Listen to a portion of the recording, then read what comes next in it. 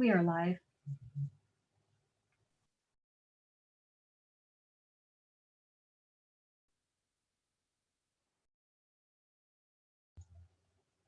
We are live. All right, if everyone's ready, good evening. Welcome to the public business meeting of the Rochester Community Schools Board of Education. We are happy to have you here. So first up, I would like to invite Max Goss. Max is a Brewster Elementary fifth grader, and he is here to lead us in the Pledge of Allegiance. Let's give him a second to get in here. I see Max. Max, go ahead and take it away for us. I pledge of allegiance to the flag of the United States of America and to the republic for which it stands, one nation, under God, indivisible, with liberty and justice for all. Thanks, Max. Appreciate you being here. Thanks for your time. You did a great job. Thank you. You're welcome. Happy holidays. Same to you. To start our meeting, I'd like to turn the virtual floor over to Superintendent Dr. Schoener. Dr. Schoener. Thank you, Madam President. This evening, I'd just like to take a moment and offer a moment of silence for a student of ours that passed away this last week. No parent should ever know the pain of losing a child.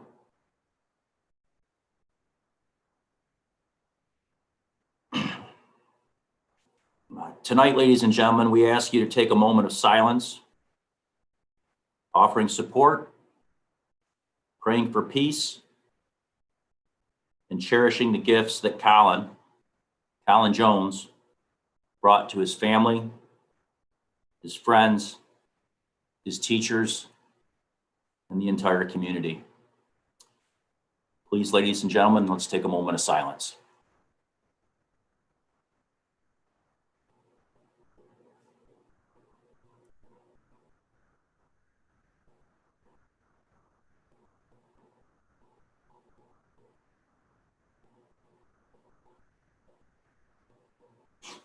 Thank you.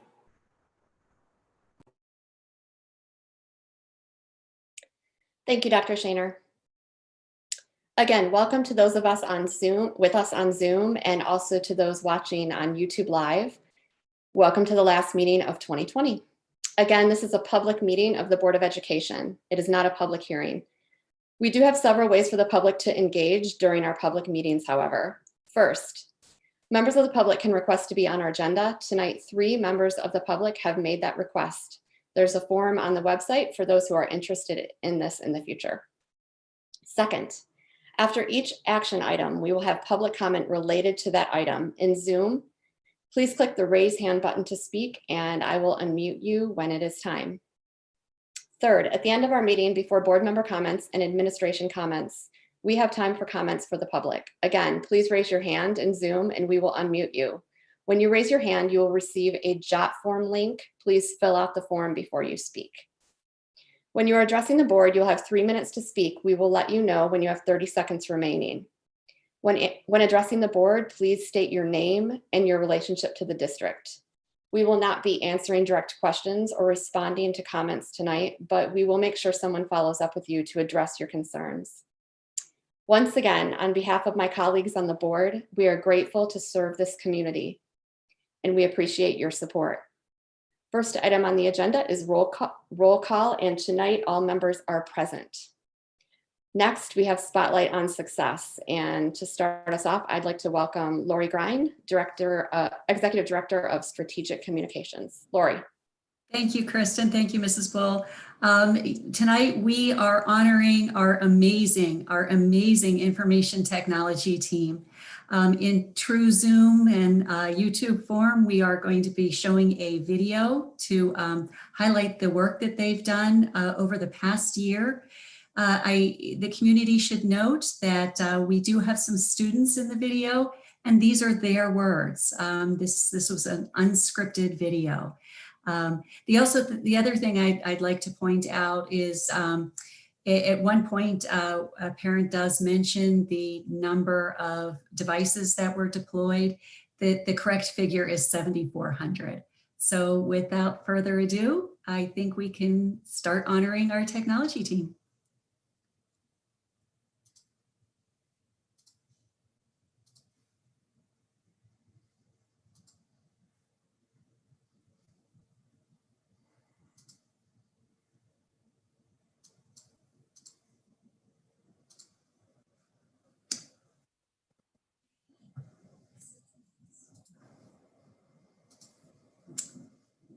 Technical difficulties, if you could bear with me. No problem. No problem.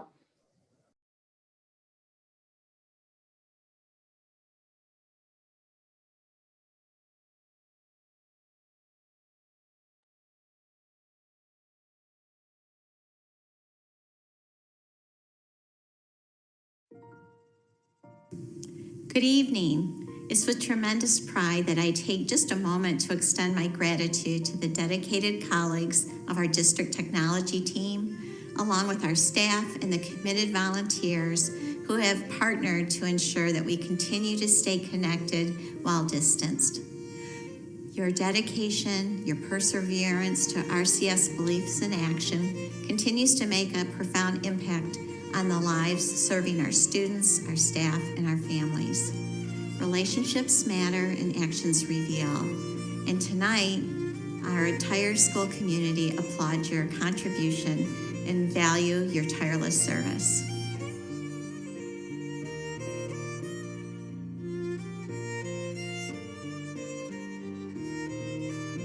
Huge shout out and huge amazing thank you to our outstanding tech team. You have gone above and beyond, and you have kept our staff and our families organized and done your best to get the technology out to the families so that we can stay connected with them. I'm incredibly thankful for the entire technology department at Rochester Community Schools. Processing and distributing those thousands and thousands of Chromebooks was incredible. What a feat. I had a lot of fun helping distribute the Chromebooks. Everyone was so helpful and knowledgeable and upbeat. And it was so much fun that I signed up like 3 different times to do it. I am thankful for my Chromebook because it helps me more with my homework, that I can be on Zooms to connect with teachers and helps me learn more. When coronavirus hit, I really only had an iPad to do school on. And at the start of this year, when we got our Chromebooks, it was really helpful because last year I couldn't do very many things. Like when I was typing, it took me so long to type one sentence on my iPad. But when I got the Chromebook, it was so much easier. And like when we went to pick it up, all these people were working so hard to get everybody the resources they need.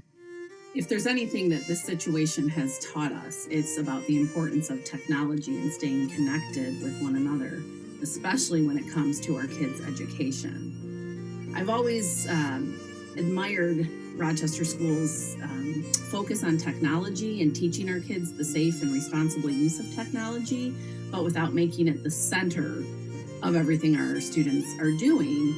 But I think that their quick and early decision to move to one-to-one devices for our students was essential in helping us get a jump start on making this unusual year go as smoothly as it possibly can.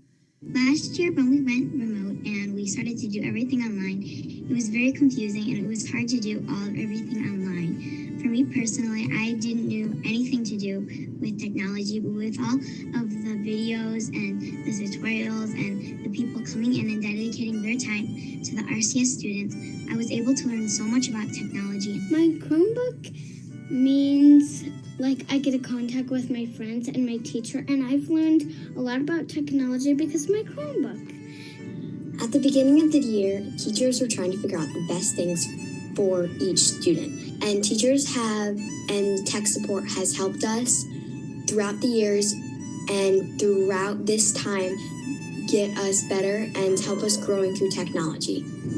Giving us the Chromebooks was very helpful. So now we can Zoom and we can see all of our classmates and we can contact our friends.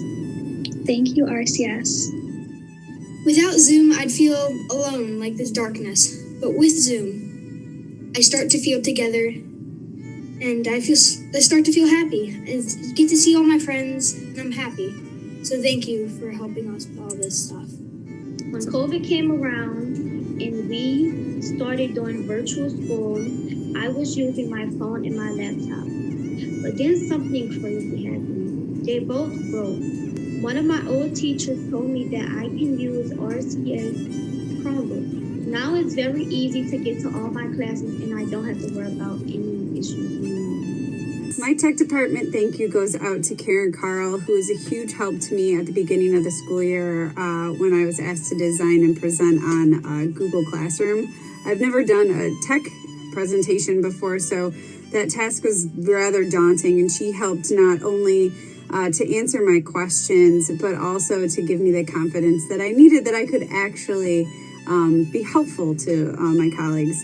Giving a shout out to Sydney Lindner and Carol Hill for all their hard work and dedication in the deployment of 75,000 computers to the students of Rochester Community Schools. It was an honor and a pleasure for my council board and I to help with this process. I'm just blown away by the tech team that we have. Being over at the Shells campus and getting to witness them work so hard, so diligently on getting all these Chromebooks pushed out to kids. It's been absolutely amazing. From getting there at 6 o'clock in the morning and staying until 6 o'clock at night, organizing volunteers to help the check-in pieces, doing manual lifts, hopping in the garbage dumpster to make sure that it's all compacted down. Our tech crew goes above and beyond. We've had multiple situations where our tech team has come through providing technology for students that were not able to come to technology device pickup. They've gotten creative in finding ways to get it to their home, get it to the schools, get it into the hands of those that need it most. We're just so appreciative each and every day for our tech team. I would like to laud the RCS Technology Department today for the many, many hours of planning, implementing, and distributing of technology to RCS families and staff members, both in the spring and more recently last month, to ensure that any member of the Rochester Community Schools family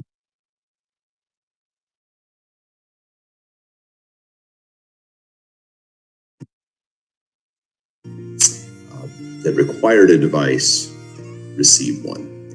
As a volunteer during several of these distribution dates myself, I consider it fortunate to have seen behind the curtain on what it takes for this to occur. In a word, impressive.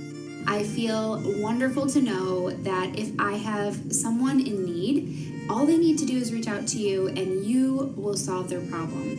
We do our best at the schools, but we know that ultimately you are like the magic genie. So thank you for always being there, and thank you for always going above and beyond to support our Rochester families. Thank you guys so much for all your hard work and making this virtual learning go smoothly. Thank you, RCS Technology. Thank you, RCS Technology Department. Thank you, RCS. And together as a community, we're dedicated to keeping the pride and excellence.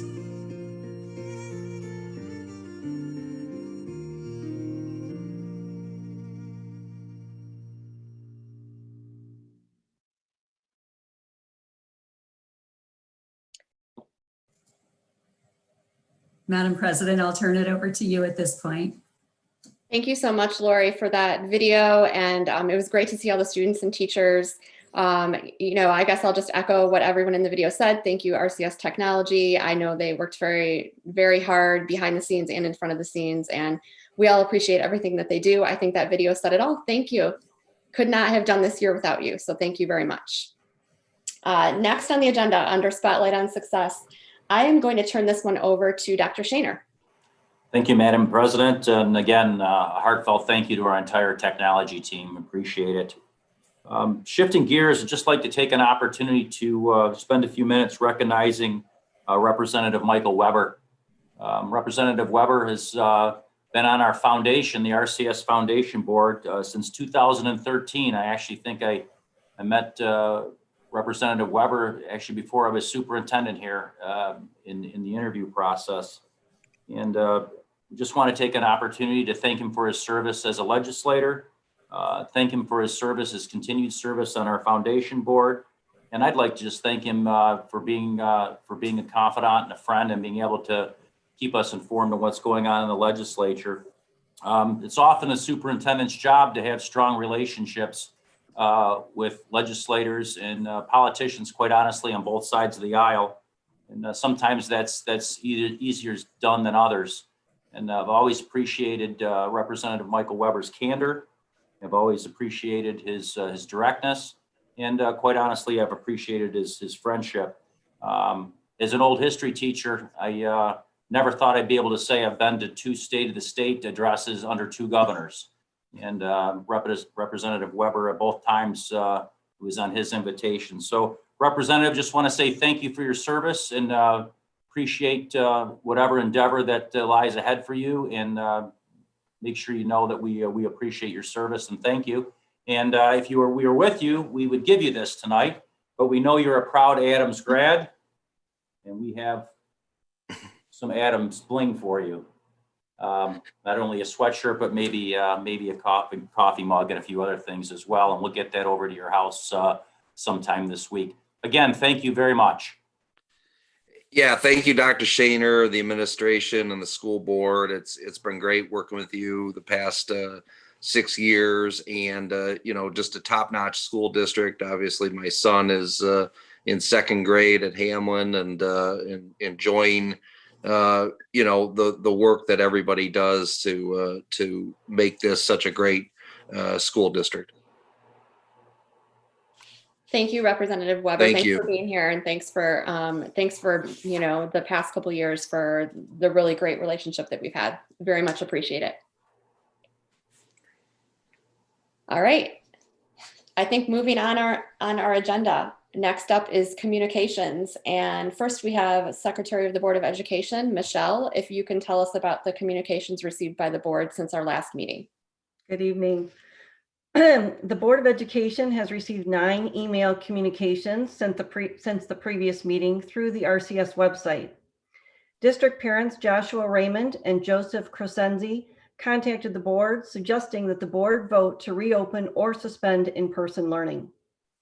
District parents Colleen and Patrick Farley contacted the board regarding their support for remote learning.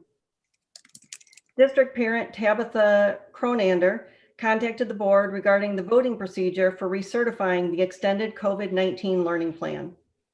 District parent Jill Hall contacted the board regarding a plan for lost instructional time. District parents Diane Popovsky and Kirsten Wood contacted the board regarding their desire for in-person learning. District parent Lori Baggett contacted the board regarding when chat with the board will resume. Individually, we all received an email from Lindsay Snabes. We also received emails that did not go through the RCS website. These were from Ashley Cochran, Lynn Rosick, Brooke King, Lisa Raymond, Sarah Progazic, Margaret Snellgrove, Jill Hall, Rob and Carrie Conley, and Meredith McCutcheon. And that's the end of our communications we've received. Thank you, Michelle. Next, we have student representatives to the board. We'll start with Adams High School, and Sudong Kim. Tell us what's going on at Adams. Good evening, esteemed members of the board and members of the community. On behalf of Adams, I'll be providing the updates on the ongoing functions from our school. Mr. Kuzmano, Mr. Cal, and Mr. Swanson have been visiting classrooms and have been so impressed with the teaching and learning that continues to take place. Teachers are being so innovative and creative on how to engage their learners and students, and are really adapting and engaging to their situation. Great job to all our teachers and staff, as well as our resilient students.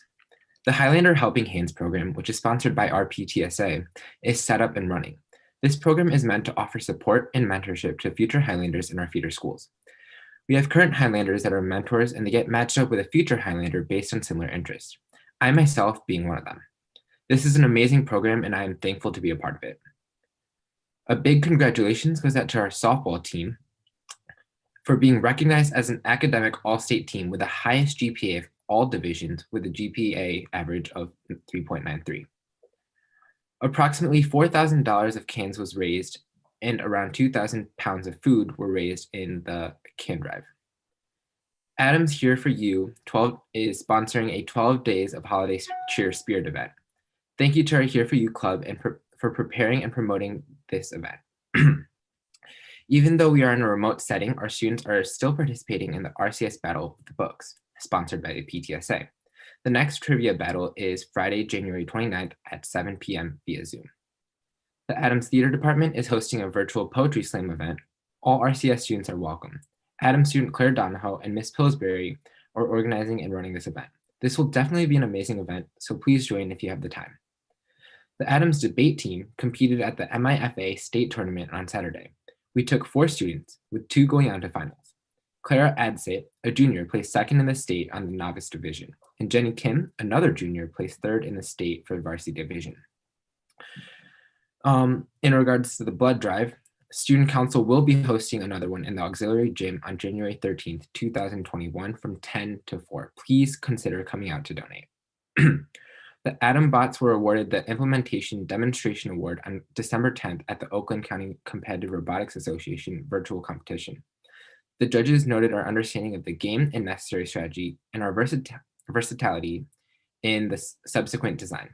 This is a 100% student-run competition, and the award was based on video submission, Andrew Zhao being the team leader. The Atom Bots continue to have virtual meetings and training sessions throughout the quarter for returning students and new students on the team. There are currently 66 students on the team and 29 mentors helping. In addition, they continue community outreach, in most cases dropping off items at the drummer house, and then the following items were delivered: 200 coats, 30 cards and letters, 62 games, 245 thank you cards, 245 pounds of food, 24 books, 24 bags of candy for the sheriff department. They will continue to collaborate with the Rochester Feds and Stony Creek Cybercats, sharing strategies on how to continue to operate in the virtual world. And then, and the Adams Theater continues to promote their fall play, but with the COVID twist.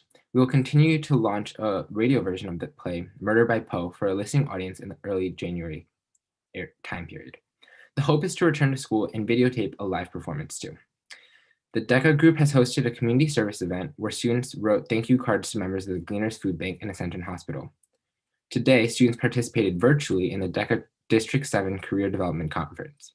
Adams had over 100 students compete in this event where they proved their marketing and business skills learned in our career and tech ed programs at Adams. We look forward to January where we will learn which of our members will represent Adams at the Michigan State Career Development Conference in March.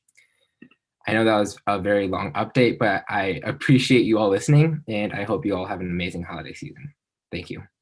That was a great update, and we would listen to that. No worries. It's great to hear all the things that our students, clubs, athletics, academics, everything's doing, and you have happy holiday as well. Thanks for being here. Appreciate it. Next up, we have from Rochester. Hi, Sophia Chahaki. Sophia, are you here? There you are. Tell us what's going on in Falconland. Good evening, board members, Dr. Schoener, and the community members. I am Sophia, the board representative for Rochester High School. On Tuesday, December 8th, the staff of RHS came together on Zoom for their first building level professional development day. The staff of RHS celebrated the recent SAT results for the class of 2021, as well as analyzing the PSAT data for the class of 2022. Additionally, breakout sessions gave staff time to discuss student social emotional well-being as it relates to instruction and student learning. The week of November 16th through 20th, our student government held a can drive benefiting the Rochester Area Neighborhood House, and we raised 7,103 cans in total to help out our community. Thank you to everyone who ended up donating. This week, our student council is hosting our December to Remember week with social media challenges for students to participate in, along with a drop-off event for new socks, mittens, and gloves, hats, and pajamas to benefit Blessings in a Backpack on December 16th from 3 to 5 p.m. Our first 250 donors will also receive a prize. Our student council is teaming up with many clubs around our school, like National Honor Society, along with Longmeadow and Meadowbrook, to start a virtual mentor program where elementary students can pair up with a high schooler over Zoom to have someone to talk to and hang out with. This program is called Rochester Reaching Out, and it will be started after the winter break, and we are so excited to get it started. Our National Social Studies Honor Society is holding a virtual event called Painting with a Purpose, where students can upload a flip grid of them painting an ornament and wish an elementary schooler happy holidays. Then these ornaments will be dropped off at the front entrance and then given to the Rochester Area Neighborhood House. Finally, our UNICEF Club is holding a clothing drive also benefiting the Rochester Area Neighborhood House, where students can drop off needed items by the main office on Wednesday, December 16th from 3 to 5 as well. Thank you for listening and happy holidays, everyone. Thanks so much, Sophia. Appreciate the updates. It sounds like you guys have a lot going on, and enjoy your holiday break as well. You too. And finally, we have Stony Creek High School. We have Vila Pignani. Vila, there you are. Tell us what's going on at Stony Creek. Good evening, everyone. I would first like to address how well everybody has handled our school year in the months of 2020. Even without our student councils planning a homecoming or any of our other fall events, I still feel united with our school and council. Our administration at Stony, with the help of Mr. Shelson, Mrs. Matthews, Officer Dramer, and our student council advisor, Ms. Antrup, have come together to help myself and our student council facilitate a series of wellness videos that are released weekly. We have also done videos highlighting self-care, self-empathy, empathy to others, and most recently, navigating boundaries at the holidays. These videos have been very impactful, and we've gotten lots of positive feedback and over 1,400 views on our first video. Our wellness videos also coincide with our video announcements, which will feature some new segments in 2021. In addition to the daily announcements from myself and class president Morena Haydar, we will add a Skoog of the Week, which we call Student Cougar of the Week, to highlight a student spotlight from Stony Creek. We are also adding a sports segment on Friday done by our council members. Our Stuco has our annual giving tree up in the main office doorways at Stony, where any family who donates a gift card can get an ornament on the tree with their name. This is a great opportunity for our Stony community to give back to fellow Stony families in need this holiday season. For our last week before break, we are also doing a Zoom Spirit Week challenge to encourage students to have their cameras on during classes and have a Spirit Day themed outfit on. Along with this, we also have an Instagram challenge highlighting holiday photos for students to post.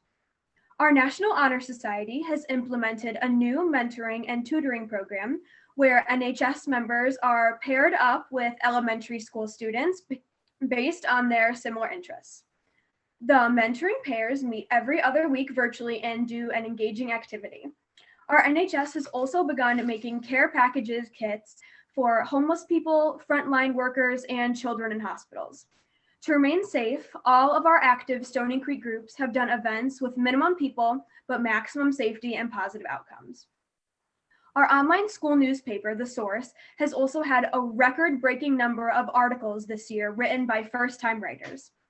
Our upperclassmen Link crew is also doing a holiday meetup this Wednesday, along with their other Wednesday meetings to keep the freshmen engaged through a virtual setting. Many of our clubs, such as Theater Club and German Club, are also doing virtual holiday activities to celebrate the last week of school in 2020. I have had a lovely experience speaking at the 2020 board meetings, and I cannot wait for the meetings to come in 2021. Thank you again, and happy holidays. Thanks. I was going to ask that actually, if you're all coming back to us in 2021. I wasn't sure if it changed over school year or calendar year. So you're coming back. That's great. Very good. Yes, I'll be coming back. Great. Good to see you. Sudong, you coming back? Of course, without a doubt.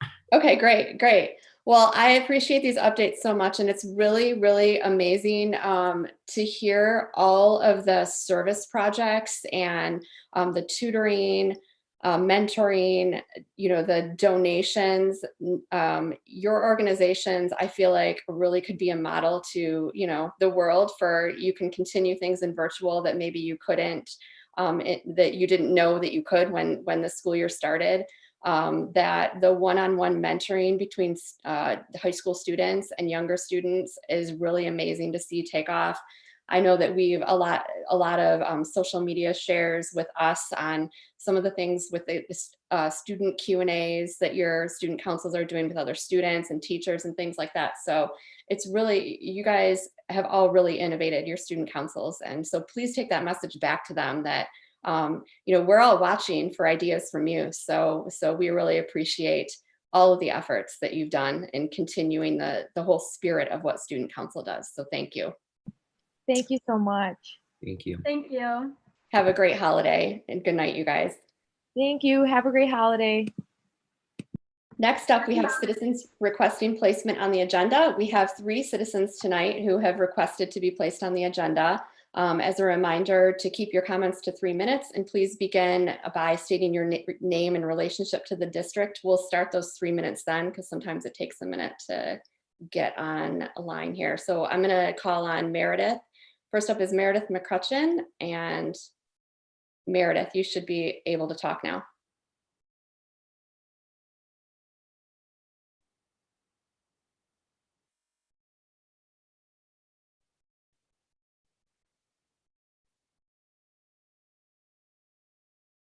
Meredith, it looks like you're on mute, and I am not able to unmute. Okay, I think I can you hear me now? Yep, got it. Okay, perfect. Go ahead.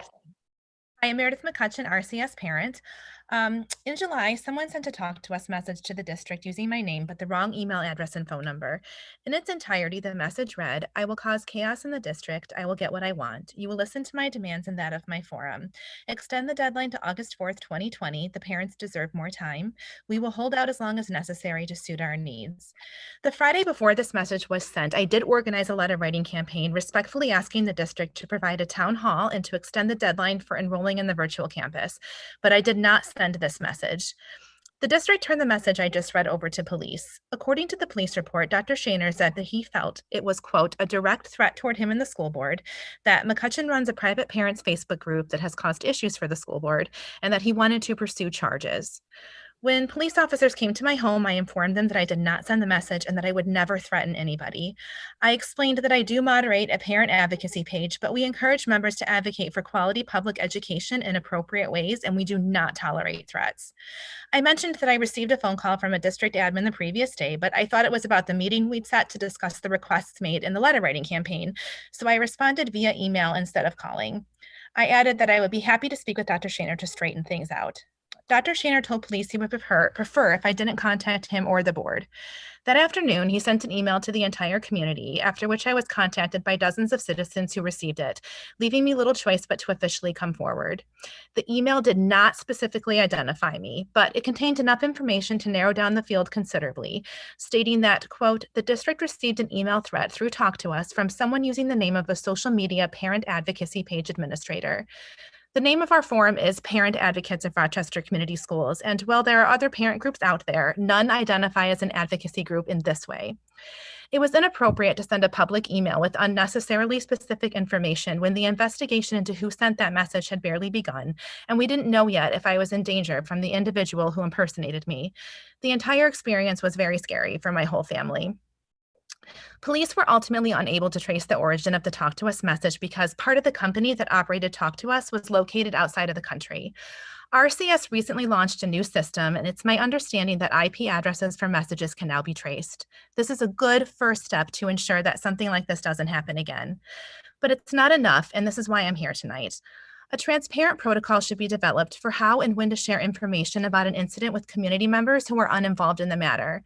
When this protocol determines that the larger community needs to know about an incident, identifying information should be kept to a bare minimum until the police investigation is complete. This would help protect everyone involved, and it would place checks and balances on the power of district leadership. I am asking the board to work with the district to create a consistent protocol for how to respond to these situations and to take the steps to ensure that no other community member has to go through what I went through. Thank you very much. Thank you. Next up we have, and I'm not sure if she is here yet. I know she was at another meeting, Dr. Beth Fighten. Dr. Fighten, if you're here, can you raise your hand in Zoom? And I'm told she's not here yet. So next up we have Andrew Weaver.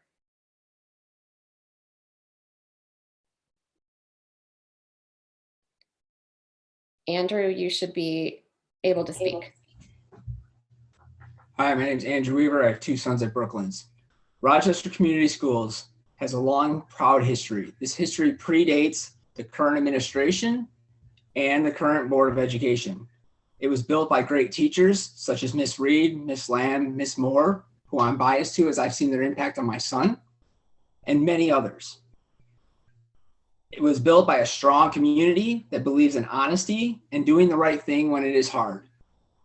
This is what makes the current situation so sad. The superintendent has blatantly lied and misled the community and divided the community by spreading false information, such as we just heard from another parent, and our current board did that again with another threat that was unfounded. So there's a pattern of this history of trying to divide the community. Multiple times, the superintendent has said he must do or had to do things based on orders coming from other entities. That just was not true. It was proven to be not true multiple times, yet no board member ever stood up and challenged that, as they have oversight over the superintendent. We could go over all the data that's been covered many times that says kids can be back in school safely. We could list all the experts that have come out that were listed earlier in the year that told us we had to wear masks, we had to lock down, we had to stay home, and then now say it's safe to go to school. But that's all been ignored because this has never been about data. This has never been about science. This has never been about experts. To try and figure out what this actually is about, I reached out and sent a survey to the community. While it was limited, and parents did explain that it'd be much better if this came from the district, and I agree with them 100%, as we've been asking for that for 4.5 months to have our opinions heard. But yet the district chose not to do it. So we had the options of to continue to do nothing and expect something to change, or to try and do something. While Barb, our board member, thinks I'm a hypocrite that hides behind a keyboard, I decided— Andrew, I'm going to interrupt you here. This is not a forum for attacking board members or Dr. Schoener. I'm just going to warn you right there. I'm speaking accurately of statements that were made. So please let me finish. You have 30 seconds. I'm going to finish. If you want to censor me, go ahead and do that. Since you interrupted me, thank you very much. I'm going to give you 30 seconds. I'm going to finish. So I sent out a survey to get parents so that we could actually have a dialogue and understand one another. It's amazing what you learn when you actually listen to people and seek their feedback. I had once said I advocated for in-person and virtual, but through this process, I learned I was not using the word virtual correctly, that there is a big difference between virtual and online. And that is something that our community why we need to have a survey done for the whole district, because that is what's pitting us against one another, is that there are parents that want an online platform, but there are challenges to the virtual platform that do not suit them. And so when it came time to enroll in classes at the beginning of the year and virtual was not ready, it did not meet their needs, the decision was made to put us into remote, to give them their option, taking away the in-person option from the rest of us. Andrew, your time's up. Thank you. This was clearly Thank done. you for being here. The Your effort. time's up. Thank you.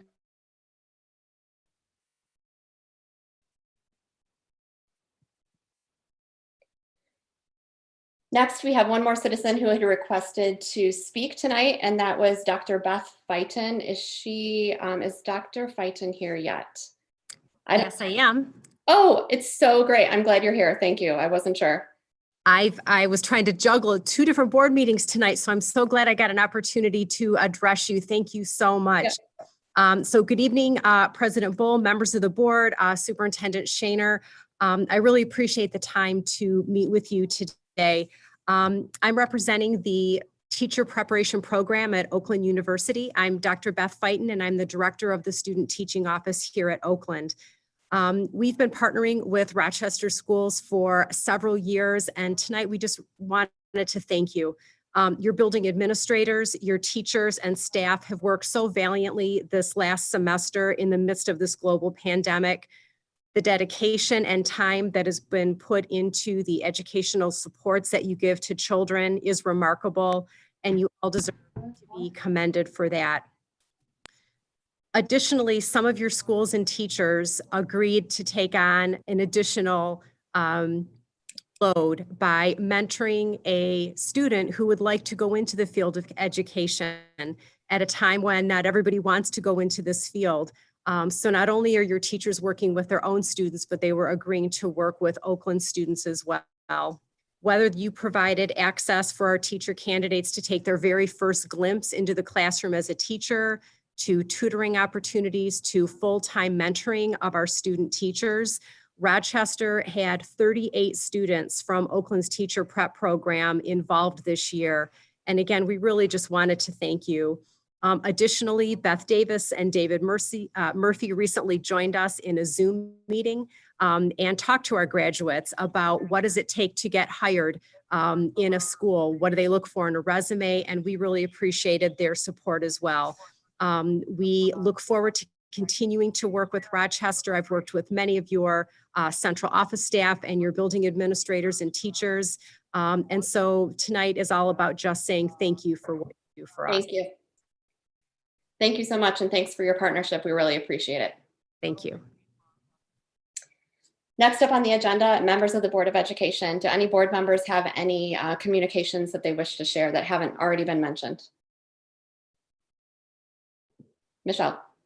I received one from Andrew Weaver. Any others? Next up is PTA Council update. Is Nikki here? Nikki Stringer. Nikki, I see you. You should be allowed to talk. Hi, I'm Nikki Stringer, the treasurer of the PTA Council. And I just wanted to let you know that the Reflections National Art Competition is in full swing. And this year, our Founders Day celebration of our volunteers is going to be virtual. It's going to be on February 18th. And the week leading up to that, we'll have a virtual auction with over 40 different baskets being auctioned off. Our legislative committee is planning a career day for the spring to inspire kids aspiring to work in jobs related to the legislative process, like journalists, lawyers, politicians, lobbyists, etc. The STEAM committee launched a STEAM Teams YouTube channel with 18 student creative videos that have already been viewed over 1,600 times. And next up, they'll be looking for area professionals willing to be interviewed by high school students for a virtual our STEAM Teams career channel. And RCS families who live in Rochester Hills can donate their recycle bank points by January 31st to help fund a $10,000 grant to cover the purchase of recycle bins for every RCS school. Families in Rochester or Oakland Township can open these accounts too and take quizzes to earn points to donate. We are working with each one of the PTA and PTSA units to create their own new websites, since their websites won't be hosted by Rochester Community Schools anymore. And we just debuted ours at rochesterptacouncil.com. And you already heard about the mentoring programs that the PTSAs are working with the student councils to launch at the high school level.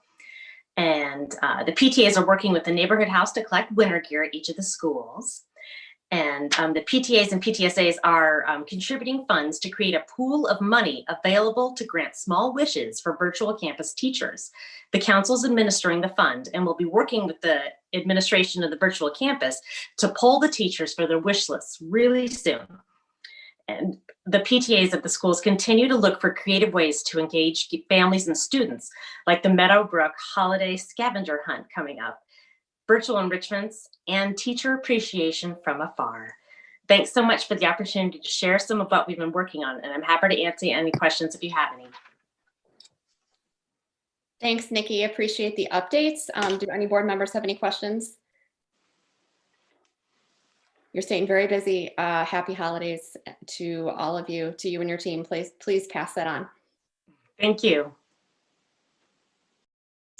Next on the agenda is consent agenda. All matters listed under the consent agenda are considered to be routine in nature and by the Board of Education and will be acted upon by one motion.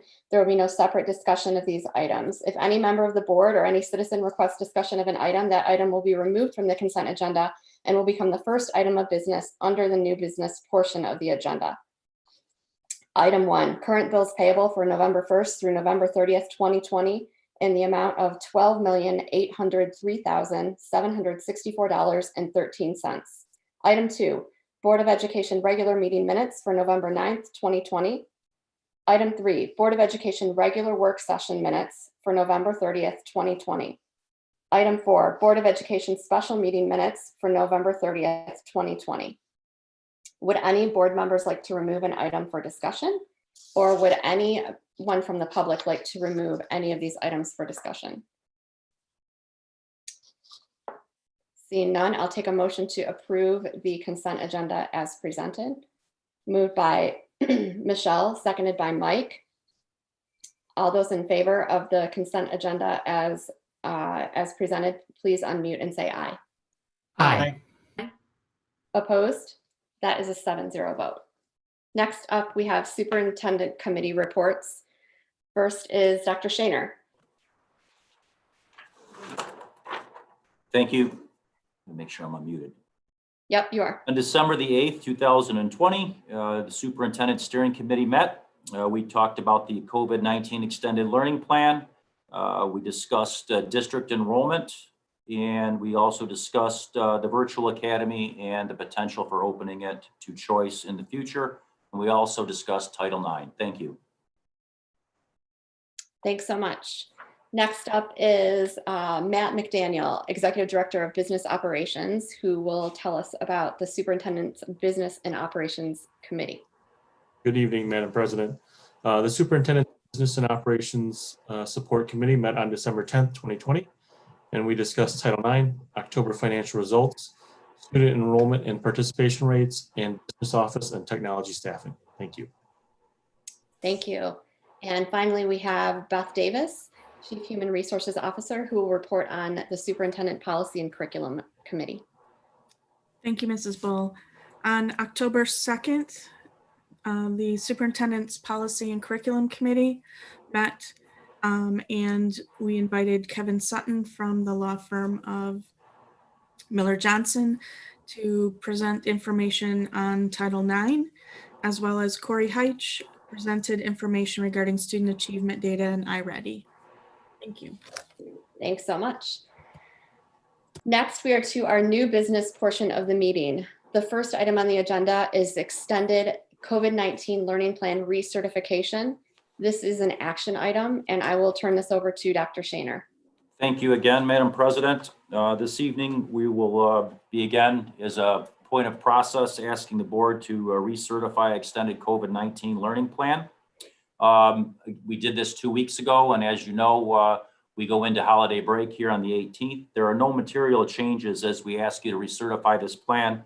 But as we did it with our pattern of presentation in our last several meetings, we would like to give you an update and also talk about various areas of continuous improvement, as well as some of the other developments that are coming along. So with having said that, I will ask Lori to bring up the PowerPoint and we'll begin.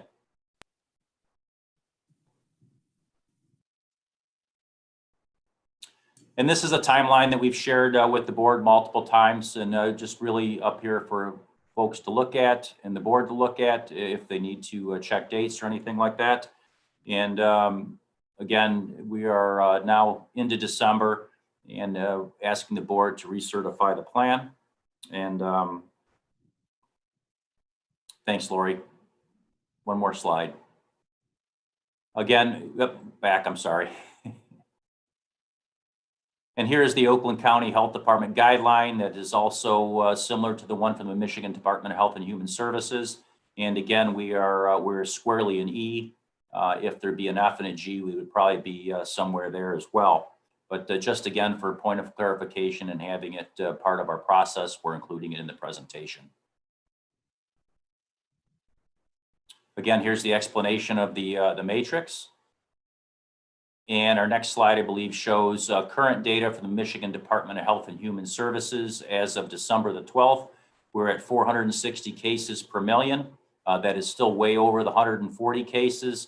But over the last week, we've seen a little bit of a decline in cases per million. And this is the weekly report card from the Oakland County Health Department. If you're wondering what the difference in dates are from the last document to this one document is from the Michigan Department of Health and Human Services, and this document comes from the Oakland County Health Department. And again, it reflects the numbers that have dropped off just a little bit. So just we didn't include this slide in the last presentation, but just thought maybe we'd give the board a little bit more context. We've had 134 positive cases confirmed by the Oakland County Health Department with 53 staff and 81 students.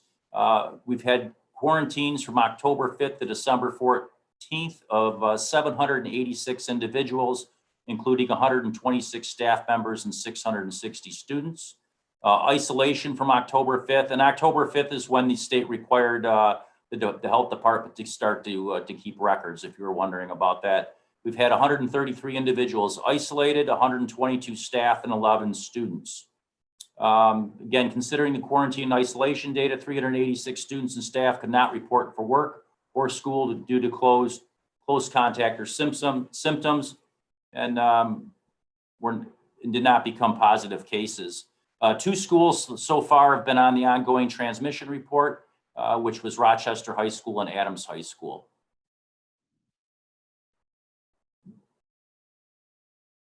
Lost our PowerPoint. Yep, Dr. Schoener, if I could interject here, I believe there was an error on the slide, and it was under the isolation considering the quarantine and isolation data. That figure of 386 is incorrect. It would be adding the 786 plus the 133. Oh, so just wanted to make sure we add that correction. Thank you, Lori. I was bombing Sorry about through that that. and didn't even realize. I'm sorry. Thank you. Nope, cut. Thank you.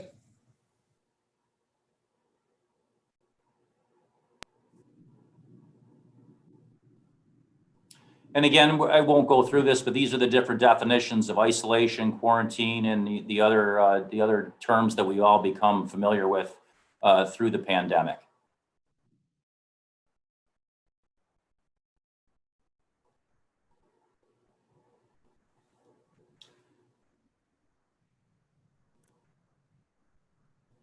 And more definitions regarding the quarantine and isolation. The important thing to note here is many of you have heard that quarantines can go down to 10 days now. The Oakland County Health Department and the Michigan Department of Health and Human Services do not recommend that. They recommend that we follow 14 days of quarantining, and up to this point in the future, we'll continue to do that unless that guidance changes from a state level and the county health department. So many of us have heard, but all of us have heard so much about the vaccine in the last few weeks. Just to put this out here, the Michigan Department of Health and Human Services goal is to have 70% of Michigan adults vaccinated by the end of 2021. I did have a Governor's Advisory Council meeting last week, and I've had a couple of conversations with legislators as well as a number of other people in Lansing. And teachers have been designated as 1B for the vaccine, which is relatively high. So we're hopeful that we'll be able to get our adults vaccinated sooner than later. But as you all know, that's really dependent on the availability of the different vaccines and the availability, logistical availability to get it to people. What they're saying right now is really sometime in the spring to be able to get our teachers vaccinated and our staff members vaccinated. Again, some more on the vaccine, and we'll continue to keep the board and the public updated on this. And again, we just wanted to include this in the record and provide it for the public and for the board.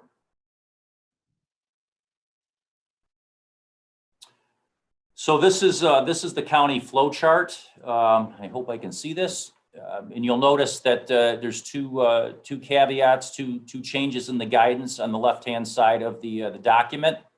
And it just refers to alternative diagnosis and indicates that that does not change anything without a negative test. And then the second one is the change to household contacts. And I'll just read that real quickly for everyone. If a person has COVID-19 symptoms, all household contacts are excluded from work or school while results are pending. If the results are positive, or if the symptomatic person is not tested, household contacts should quarantine for 14 days from the last known exposure. And again, we're following the direction of the Michigan Department of Health and Human Services and the Oakland County Health Department that indicates that you should quarantine for 14 days. And you can see with the numbers that Lori inserted in the slide where those changes are.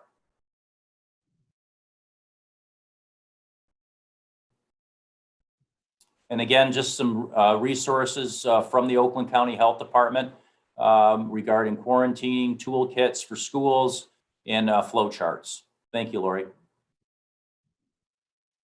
And again, not something we need to spend a lot of time on, but the availability of testing, if anyone out there needs to get tested, there is testing available. particularly at the fire station here in downtown Rochester. And just so everyone knows that's available. And I'd like just to real quickly turn it over to Matt McDaniel. Again, this is the pattern that we followed in all of these presentations, and he's going to talk about a few things about operations and facilities. Good evening. Thank you, Dr. Schoener. I want to touch on first our food service distribution.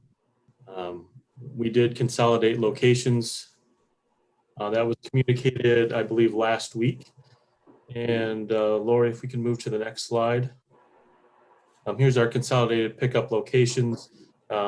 This is really just review. Everyone's been doing pretty well with the new pickup locations.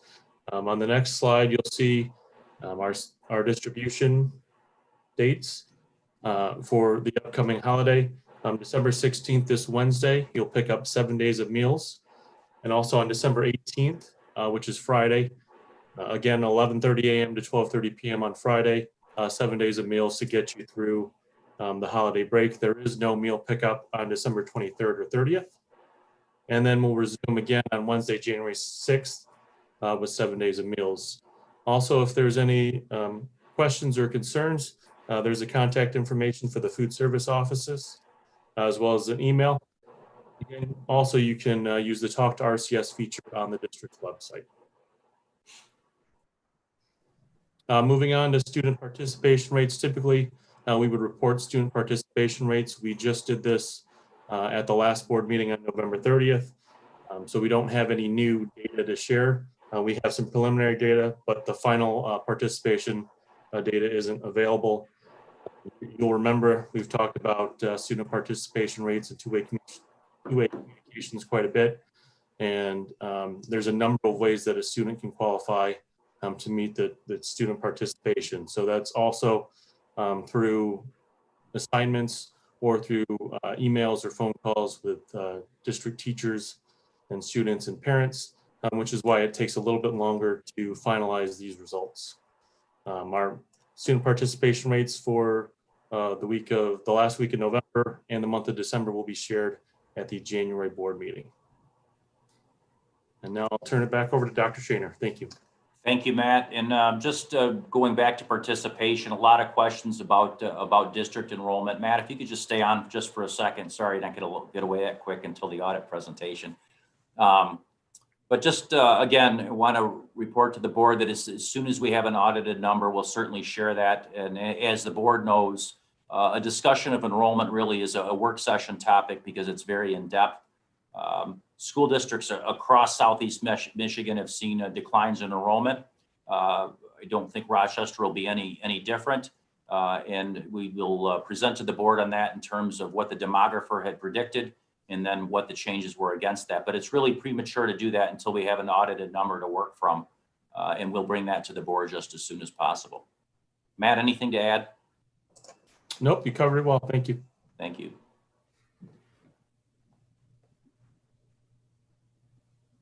All right, really what we'd like to talk about next is the core of our business, which is instruction. And as in other presentations, we try to focus on areas for continuous improvement. I'm going to turn it over to Carrie Lawler. Normally we'd have Dan Moody from Van Hoosen Middle School, who's helping chair one of our committees. He was unable to join us tonight, and Carrie is going to take that portion of the presentation for the board. Carrie, thank you. Great, thanks, Dr. Schoener. So we had an opportunity to be in a hybrid learning situation for just a short time, and we believe that we'll have another opportunity to go back to a hybrid situation to help us to scale up to full implementation of students back to school at some point. So we're taking this opportunity to try to figure out what worked really well, what we could do differently, and study that with a lot of stakeholders. We also had another committee chaired by Todd Calcamugio, who's with me here tonight.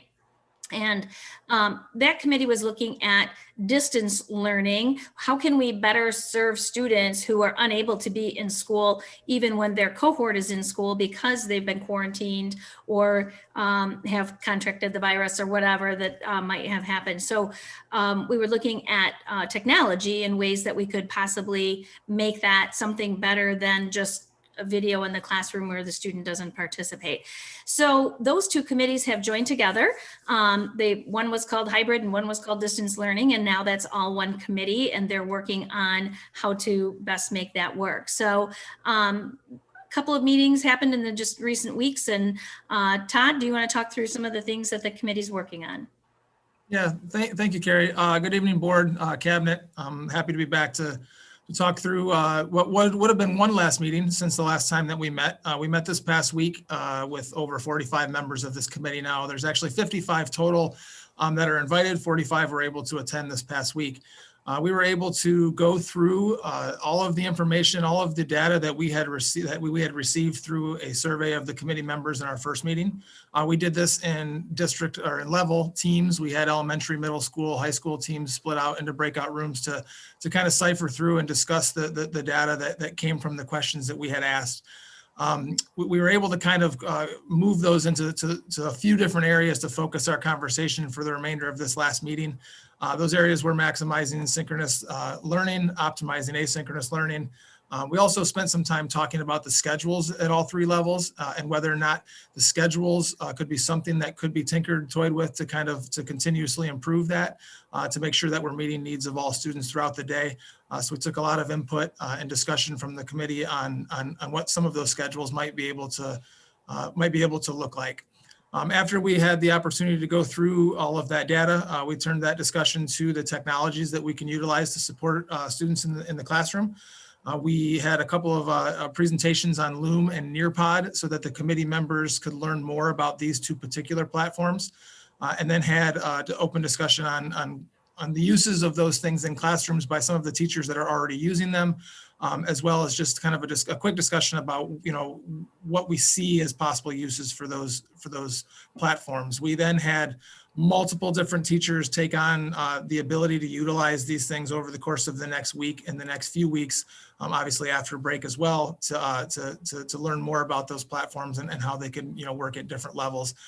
So we're continuing, we're looking to continuously improve those things by having multiple colleagues utilize and then learn and then hopefully share out at one of our next meetings. We do plan to meet again as a full committee just after break, January 15th, where we will we'll continue these conversations. Thanks, Todd.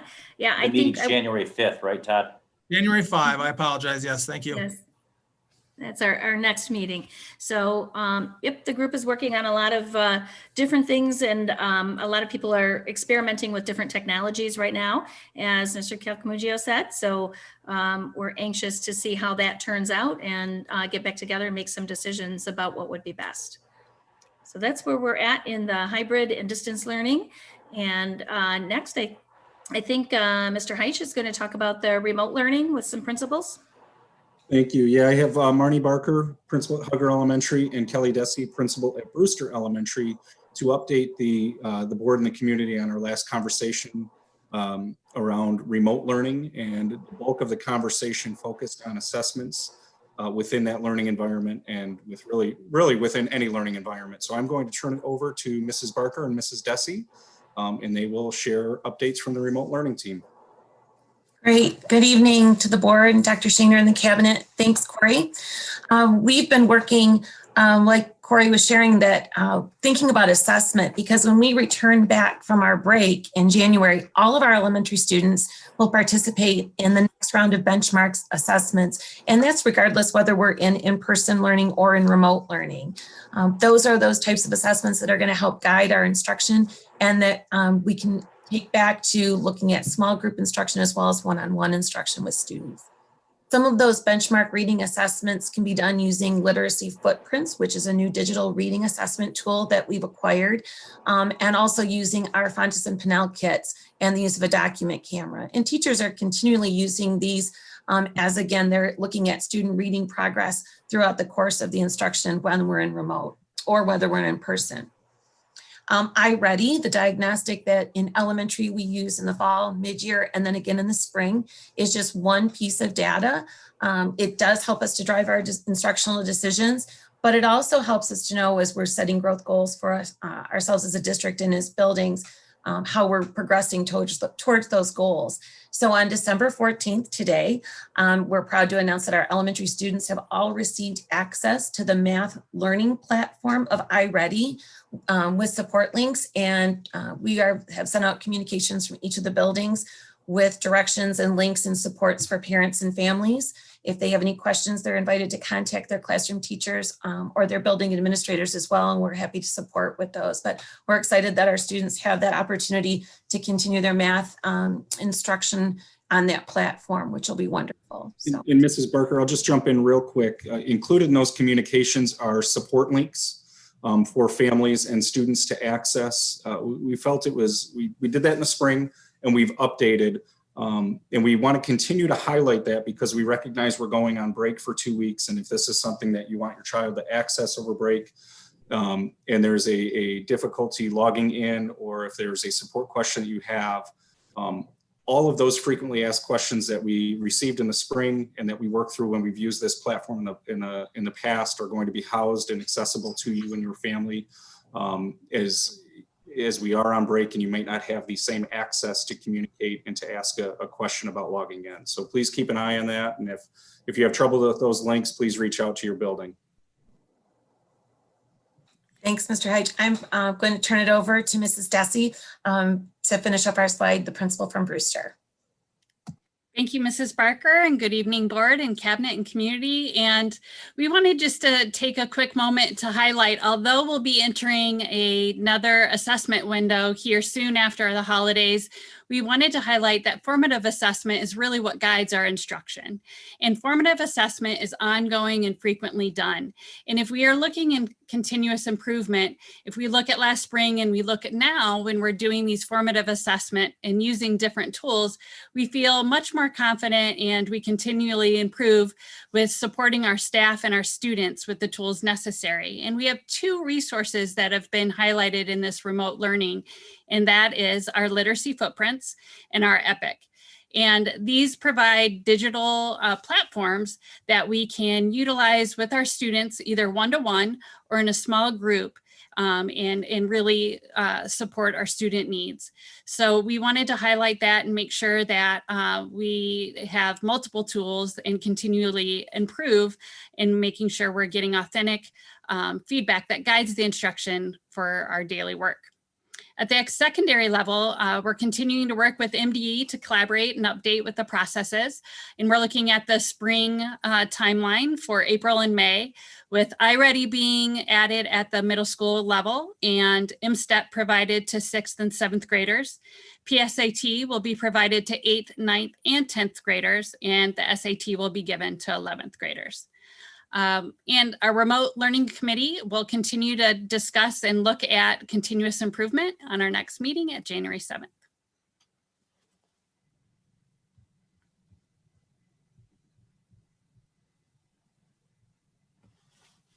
Before we get into questions, I just want to close out the presentation with just as we move towards January the 20th. I want to say this not only to our community, to the board, and to our staff. We all need to be ready to pivot to in-person instruction based on the public health conditions at the time if they permit. We've said all along that we believe optimally we'd like to have our students in face-to-face instruction in a way that can keep our adults and our students safe, so we can continue to focus on that core business like Ms. Dessy and Ms. Barker focused on in their presentations. With literacy and numeracy as a focus on the elementary school. But I just, again, want to be able to be clear about this as we move through January, through the end of first semester. We need to be ready and able to pivot to face-to-face learning. That could include a hybrid model. It could, in a perfect world, include full face-to-face. My guess is at that point, if public health conditions permit, we would shift to initially a phase up using our hybrid, like we went into hybrid last time, and then again, phase up to full face-to-face instruction, like has always been our intent. I know this isn't easy on anyone. It certainly isn't easy on our staff. It isn't easy on anyone in the community, and certainly isn't easy on our kids.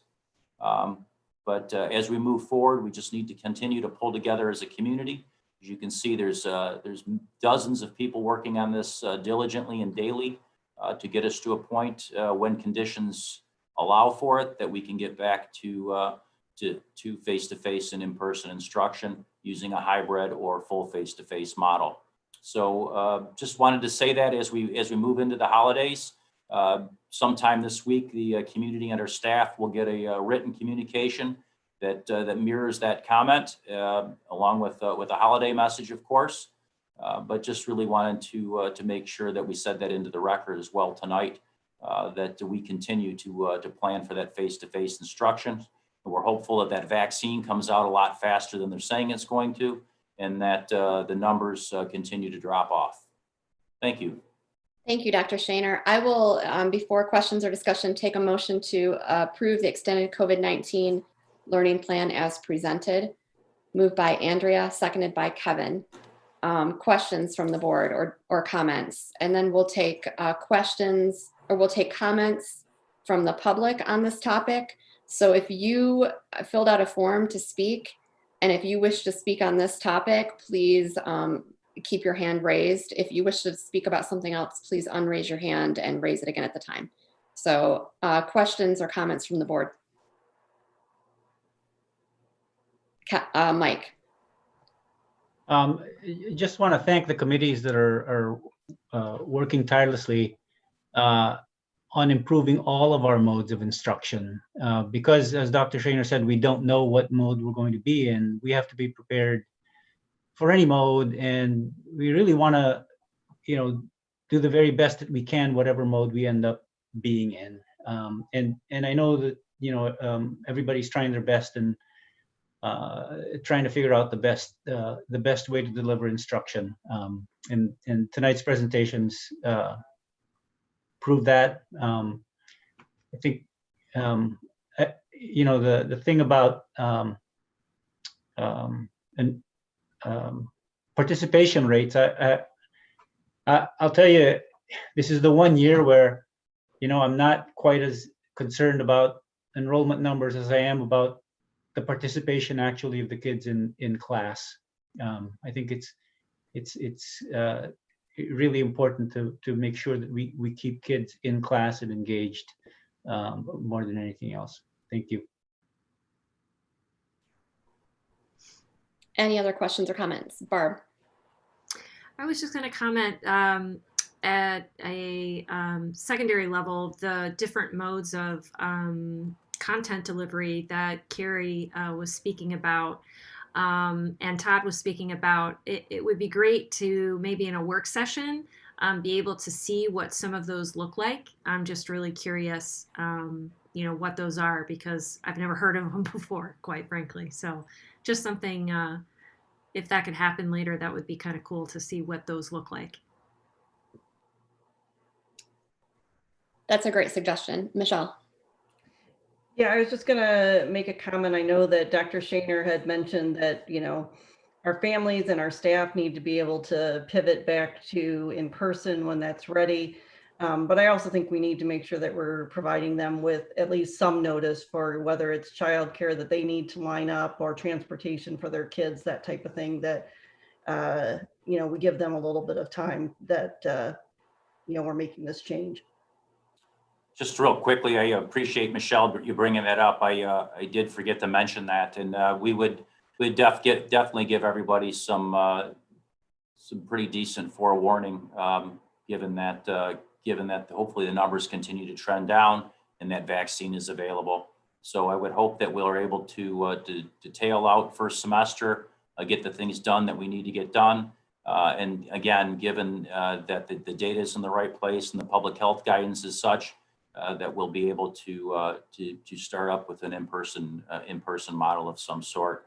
And it's also bears saying for the board's digestion that we continue to work with a market research company to continue to seek feedback from the community, as well as including students and staff. So we'll continue to do that.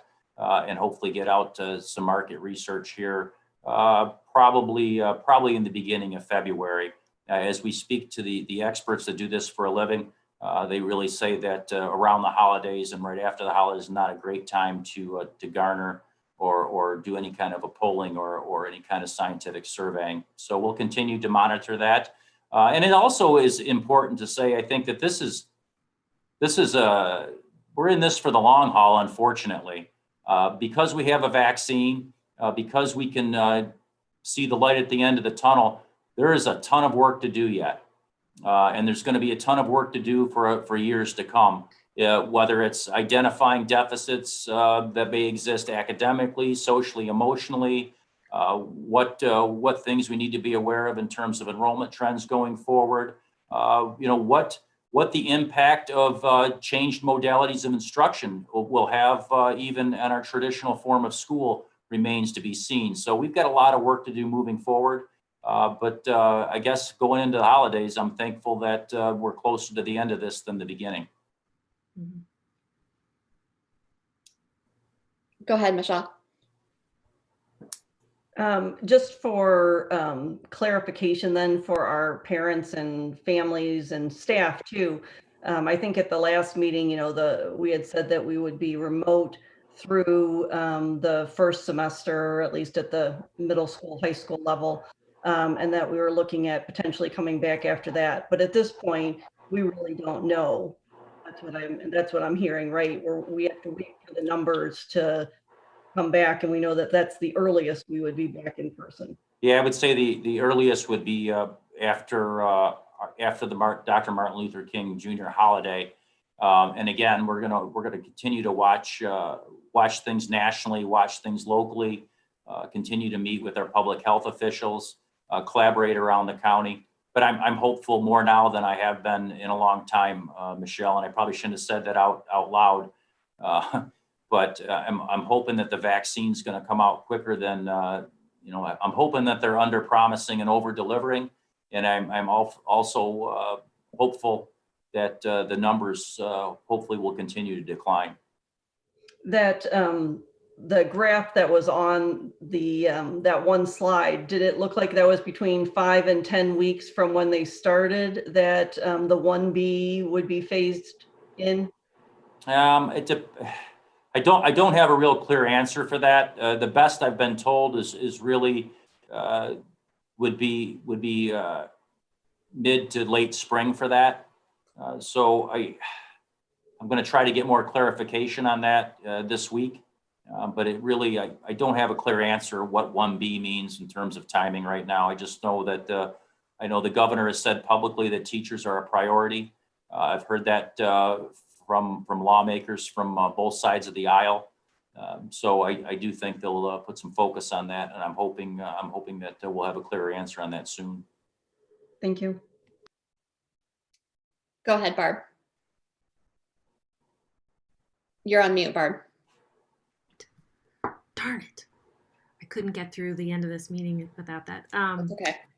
Can you help me to understand, Bob, do you think that if this phase in would happen sometime, after the first marking period in January, would it be similar to how it was rolled out in the fall? In terms of grade levels and the youngest, can you speak to that right now, or is that being too premature? No, I don't think it's premature. I think our vision again would focus on our earliest learners and our special populations first. Mm-hmm. And again, depending on the conditions at the time, really giving people some notice so they can plan. And not only plan for childcare, but also for our staff to change modalities and be able to do multiple things again in person, and potentially also in with remote learning, because they potentially could be, as you know, in the hybrid, will have to do both things. So I would envision again starting up with our special populations and our earliest learners first, and then move towards that. Hybrid, if we can help it, is not a long-term solution. We know that. We know we don't maximize instructional hours, but we also trade those that maximization of instructional hours for that face-to-face contact with our in the school buildings. And that's something that we need to do so we can phase up and get used to and follow procedures. And of course, you know, that's our kids long for that. We all long for it. I know our parents do. And we'll just have to continue to work towards that. There's a lot of things that continue to remain fluid and change. You know, if we watch the data coming in from Europe, we get a cautious tale from Europe. I think today that Germany actually closed their schools down.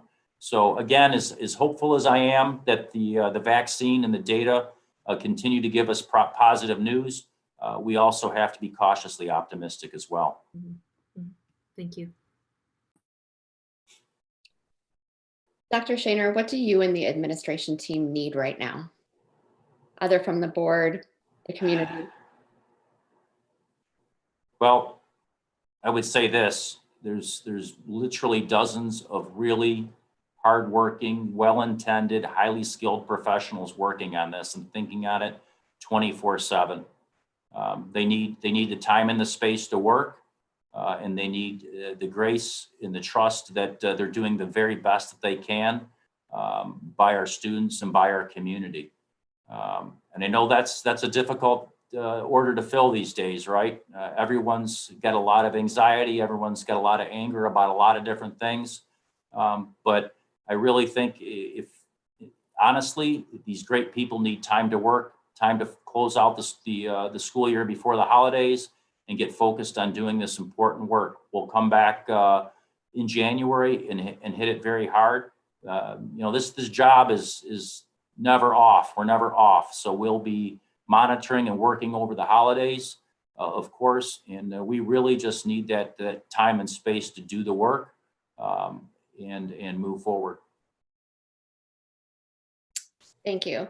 Any other board member questions or comments? Andrea?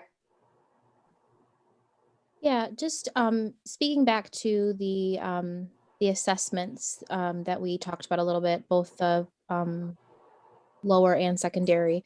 Would it be possible maybe in either, you know, in January for us to look at some of those assessments and academically maybe share with the community and present to the board on where we're looking at assessment wise from the beginning of the year to now halfway in through remote learning, but also if we could look at that, you know, in a contrast to where assessments would be based on previous years. I think that would be really important for us to look at just, you know, such a different learning model. And we know that instruction's happening differently, but, you know, I know as a parent, my son's being assessed in the same way that he normally would.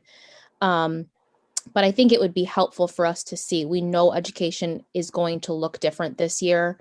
But how does that, you know, not to say compare, but how does that compare assessment wise to where our learning curves would be in correlation with maybe the last couple of years at different grade levels? I think that would be really helpful for us as a board presentation, but also for the community to see. Thank you. And we'll bring that, we plan on bringing that to you at a work session in January. Two things will happen in the work session in January. We'll go back over the iReady results that we have. We can compare them year over year.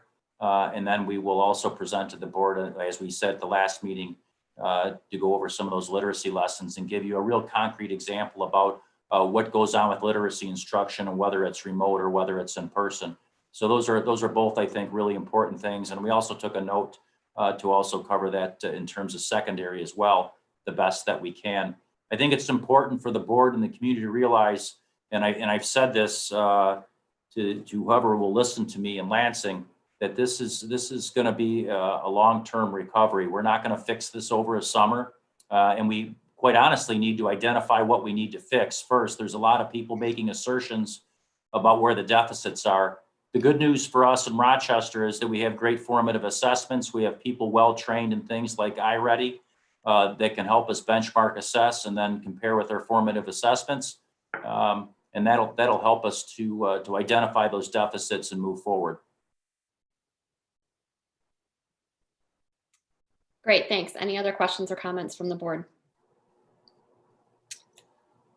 public comment on the extended COVID-19 learning plan. I will take these in the order of the hands I see raised. So when I unmute you, you'll have 3 minutes to speak. Please begin by stating your name and your relationship to the district, and your 3 minutes will begin after that. So first I have Samantha Foran.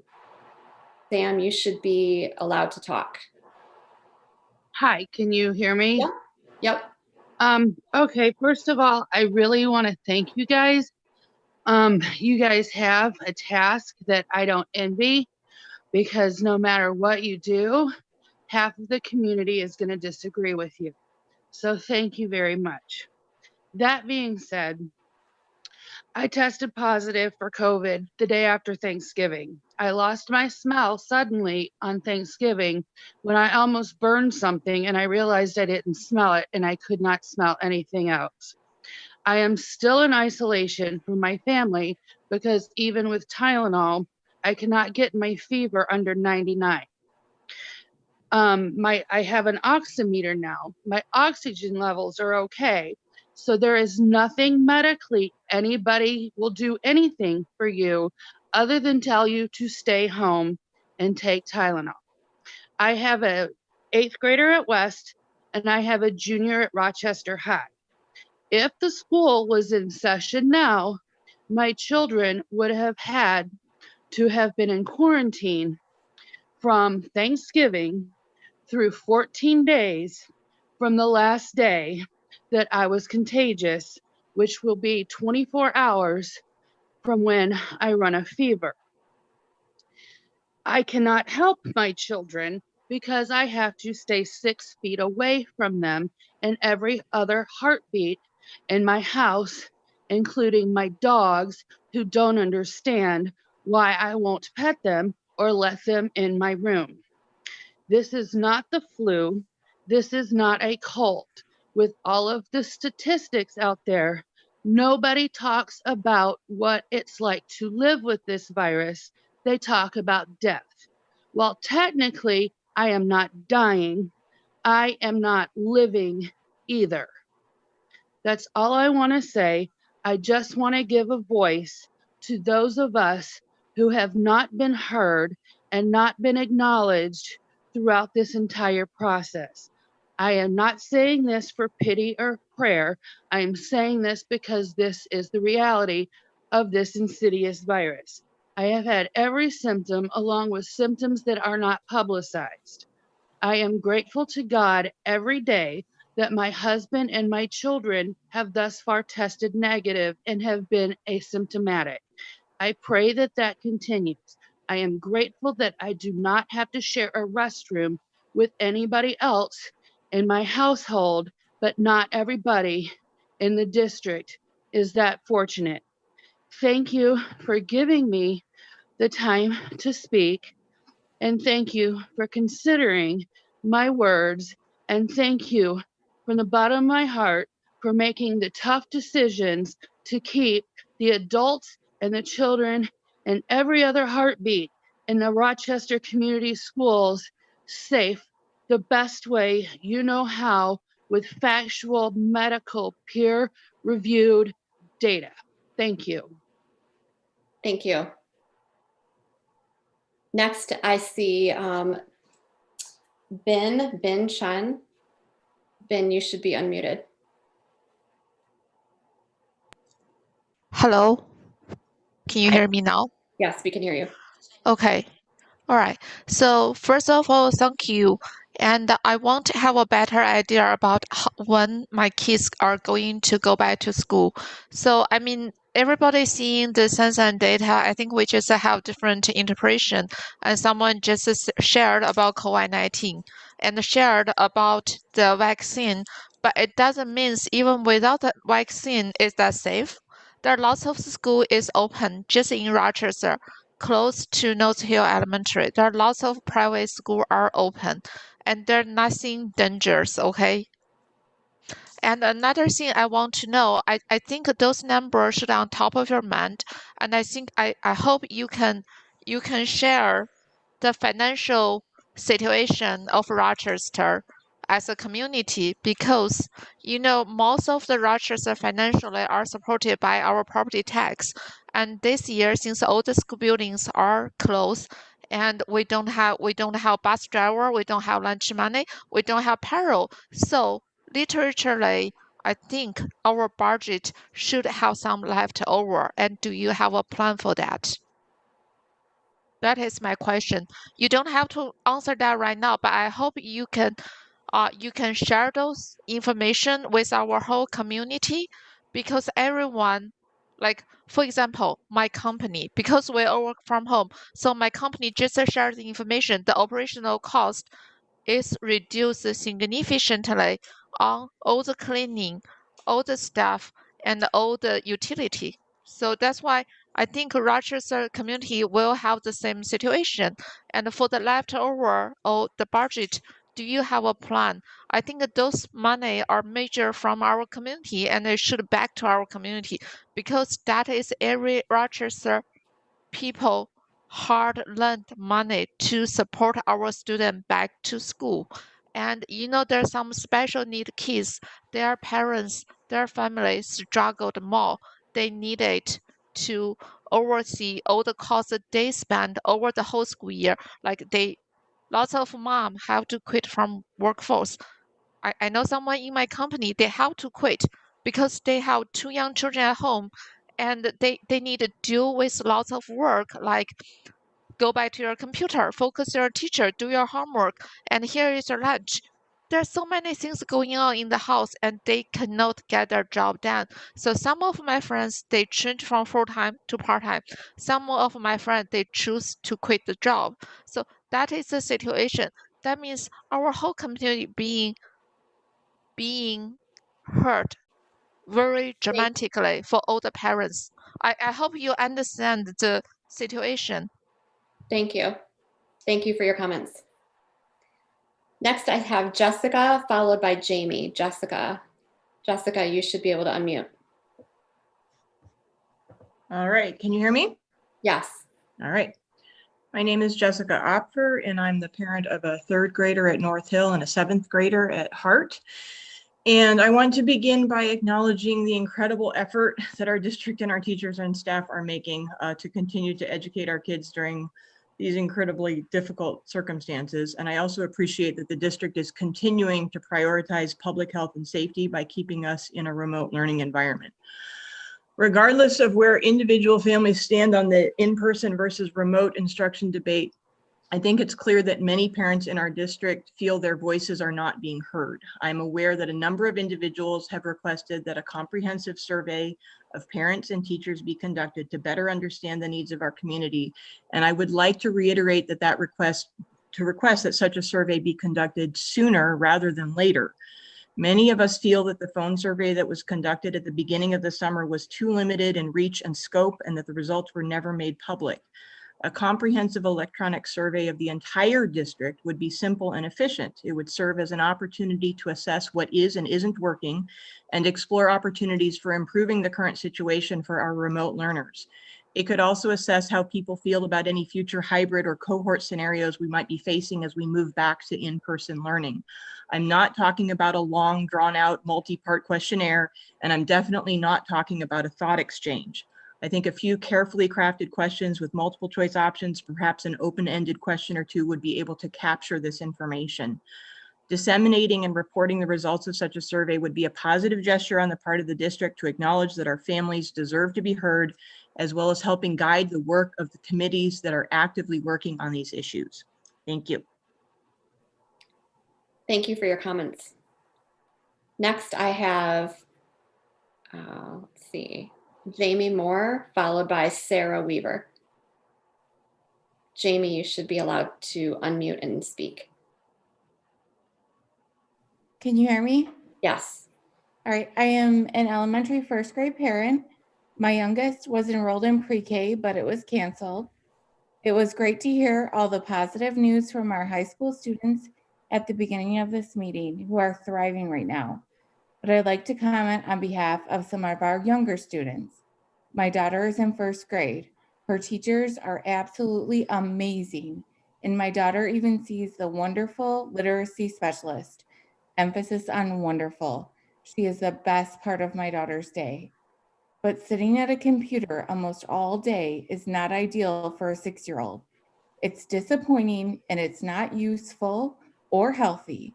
I've spoken with Dr. Schoener, and hearing him tonight describe the wait to return to school tonight as years was incredibly disappointing. This district used to consider mental health a priority. Please consider mental health a priority again and get our younger children and special needs children the in-person education they deserve. Give parents a choice. Thank you for your time. Thank you. Next, it looks like we have, Michael Franz, followed by Jill Wills. Michael, you should be allowed to unmute and speak. Yeah, thanks, Kristen. Good evening, Dr. Shane and the board. First of all, Mike, well done on the room rater background Christmas decor. It's nice to see. I think you should encourage your fellow board members to do likewise. But I'd like to start with tipping my hat to Dr. Schoener. In the late 80s, Dr. Schoener, the U.S. Army War College coined a phrase called VUCA in terms of trying to describe the environment they were working in the Cold War. And it stands for volatility, uncertainty, complexity, and ambiguity. And I think it holds true today in these COVID times as relevant as it was then. So a nice framework to think about how we have to deal with these vectors. I'd like to just say thank you to the board, the teachers, the administration staff for doing an absolutely brilliant job in trying to balance the wants and needs of this community with the dynamic public health crisis we are all facing. And I'd like to say welcome to halftime to all of us. The vaccine is in sight. It is not over. Dr. Shane is realistic and is correct. I want to encourage every one of us to take time over Christmas to enjoy our families, be grateful for what we have, come back fighting strong, and know that we are behind you as you make the plans to deal with the VUCA conditions we will face, even as the vaccines are rolled out, because we will be in a dynamic mode for the next while, as sad as that is to say. But we need to be realistic, and we need to balance our wants and our needs with what is absolutely critical from a public health perspective. And I'd like to encourage the board to keep going. It's not easy. And I wish you all and the entire community a very Merry Christmas and a happy 2021. Thank you, Kristen. Thank you. Next, it looks like I have Andrew Weaver. Andrew, you should be allowed to talk.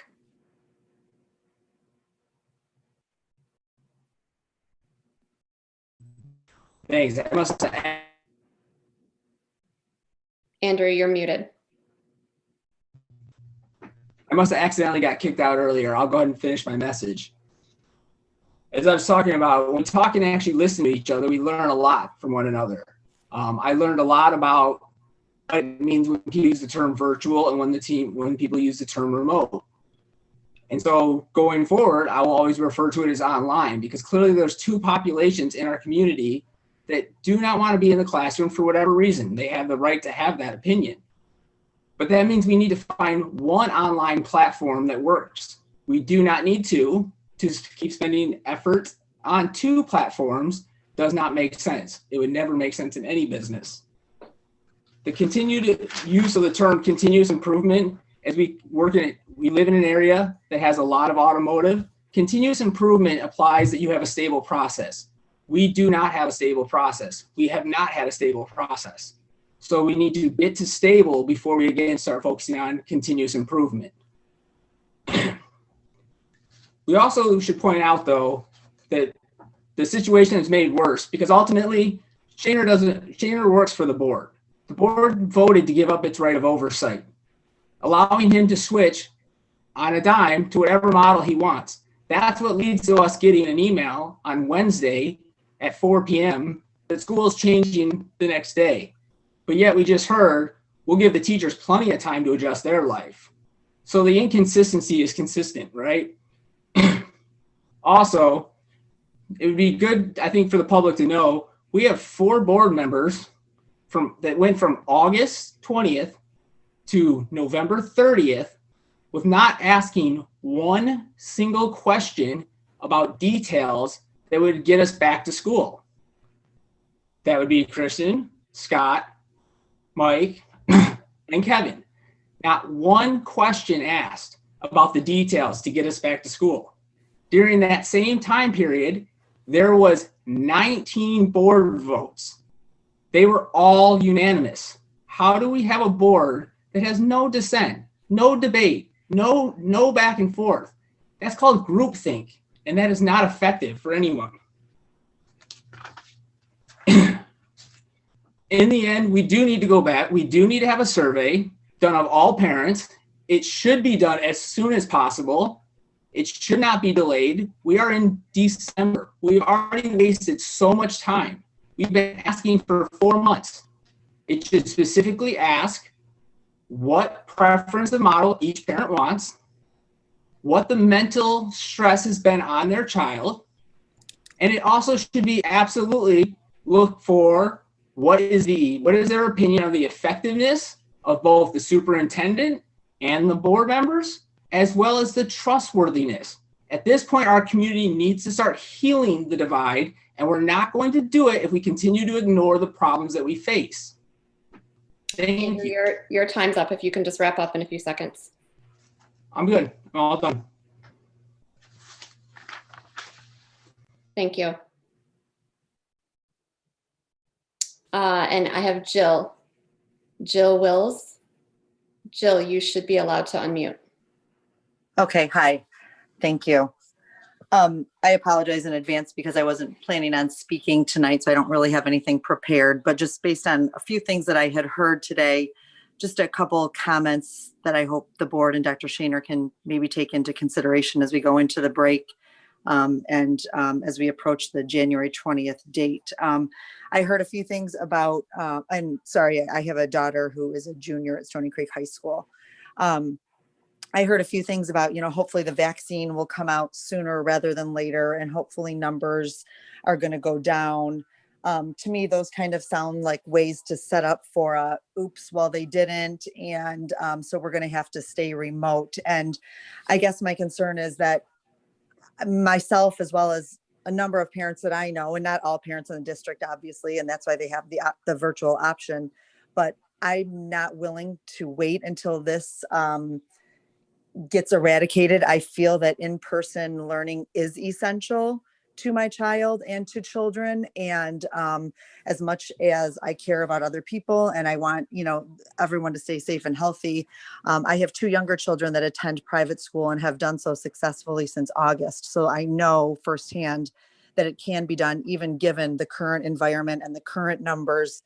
They're in Oakland County as well, and exact same criteria as we've got going. And I know a lot of the thing is, well, Rochester is such a big district and there are 15,000 students. However, also it's a lot bigger scale too, and has a lot more resources. And it's not like all 15,000 students are in the same building. So I just, again, goes to show that it can be done.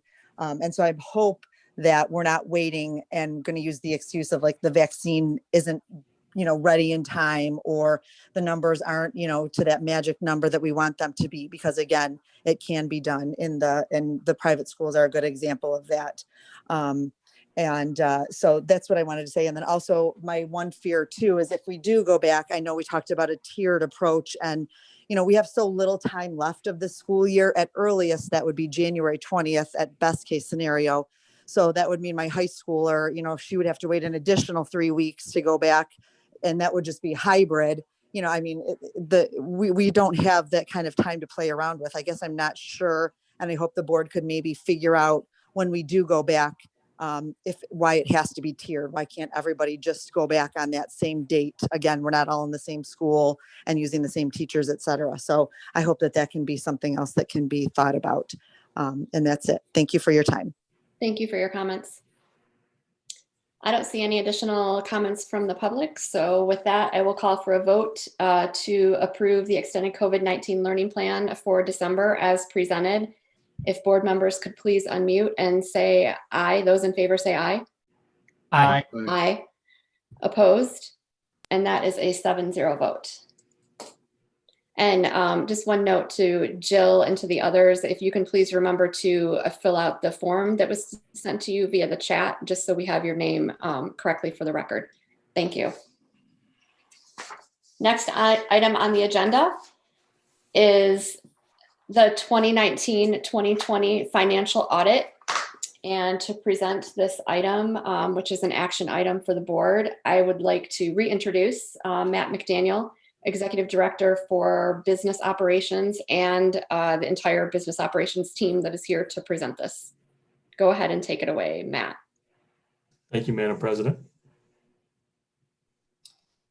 All right, I'd also like to invite Akshay Kapoor from Lewis & Knopf. He's a principal at Lewis & Knopf to join the presentation. And I will share my screen. To start off, we'll have Akshay talk a little bit about what an audit is and some of the processes, as well as the opinion. Hi, good evening, everybody. I'm Akshay Kapoor. I'm from Lewis & Knopf CPAs, and I'm one of the partners actually that was involved in the audit for the Rochester Community Schools. I just want to thank Matt, Dana, and the whole team, Christy, that they did a tremendous job. You know, we come here we were there for a week. I know actually they put all the information together for the whole year, and then we come here and beat the numbers up for a week actually, and they had to provide us all the information. So it's a commending effort. The board just wanted to let you know that they received the highest level of assurance possible on the financial statements. And also there were no internal control issues noted. As part of the federal audit program, we have to audit one of the federal programs, and we did nutrition cluster, and which is almost like 25% of the total federal funds. And in that, we have to do 60 transactions, internal controls, basically detailing the procedures and policy followed by the district. So also the state actually does the some of the testing as well. So we didn't have any issues noted, and we had a clean opinion on the financial statements. Matt, do you want to?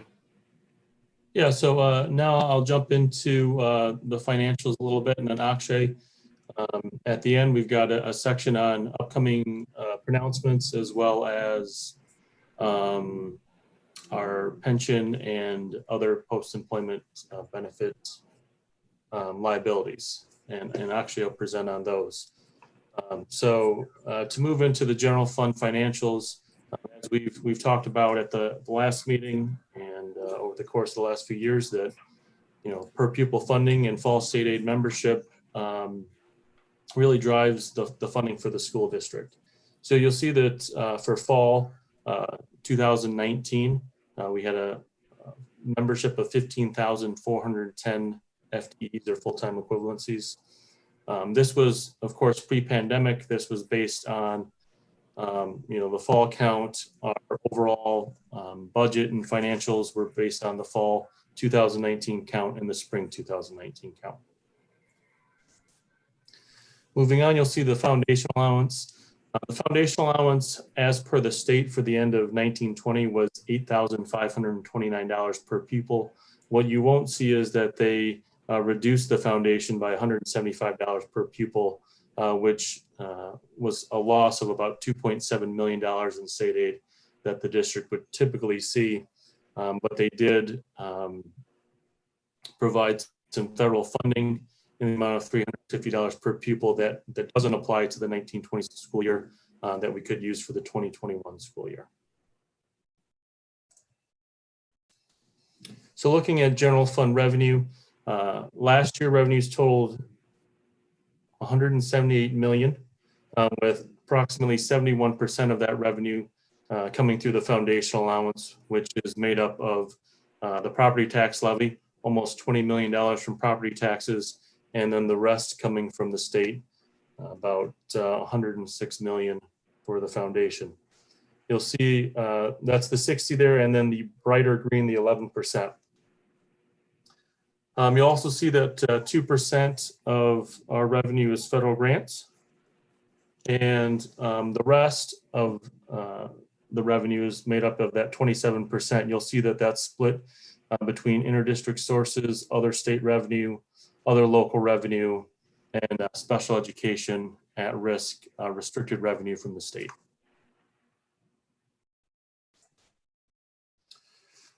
Due from state and other governmental units. So we are modified accrual accounting. So for the most part, that means we're cash until the last day of the year, and then we've got to record receivables that would impact the 1920 school year. So what you'll see here is that we had 23 million, just over 23 million that was due from either state or federal governments related to revenue for the 1920 school year.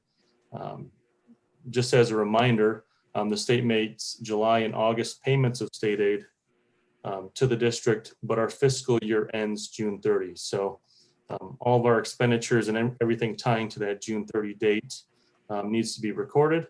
And the state, and this is what happened last year, is they were able to reduce our August state aid payment when it came to state per pupil funding. But luckily for us, they were able to increase that with federal funding.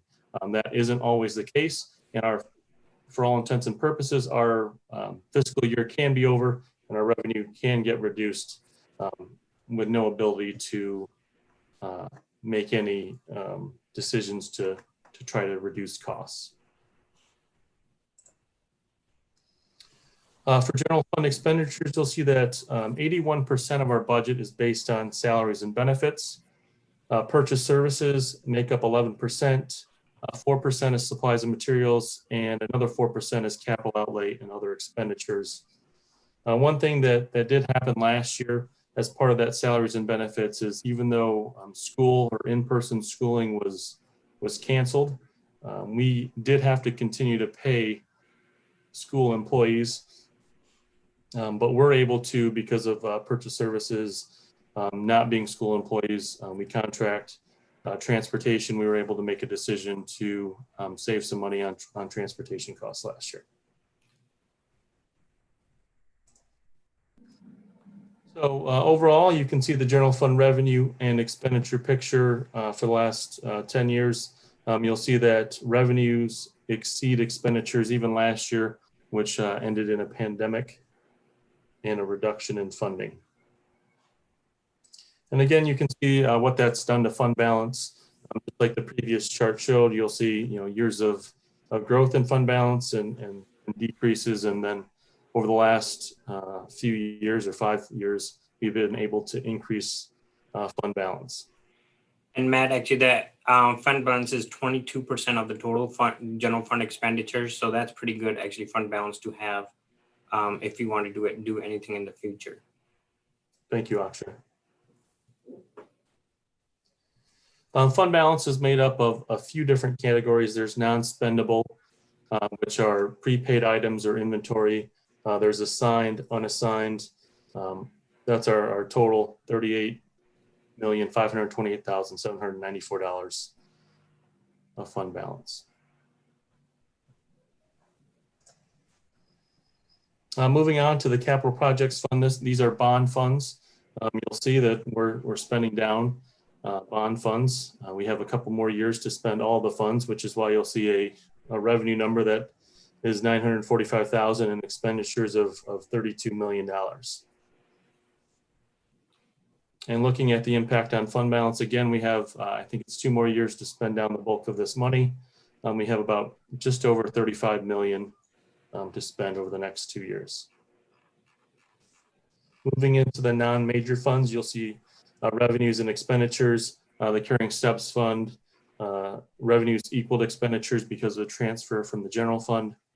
You'll see the Bookstore Fund expenditures slightly exceeded revenues, partially due to some planned improvements at one of our, I think it was our Adams bookstore, a flooring replacement.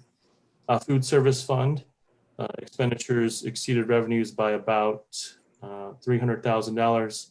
That was our one finding that we received over the last few years, is that because the Food Service Fund is a nonprofit fund, we're only allowed to keep so much in fund balance, and we have begun to reinvest in our programs. We've made some major improvements at our high school cafeterias. We've added walk-in refrigerators, and we'll continue to reinvest in the program to get in compliance with what that fund balance should be. Student activities, this is a new item. This is related to an accounting change. You'll see here that revenues exceeded expenditures for student activities. Typically, this would just be a liability account, meaning that we collect money on behalf of student groups, and we would owe it to these student groups. There was accounting change, GASB 84, that now we report this as a district fund.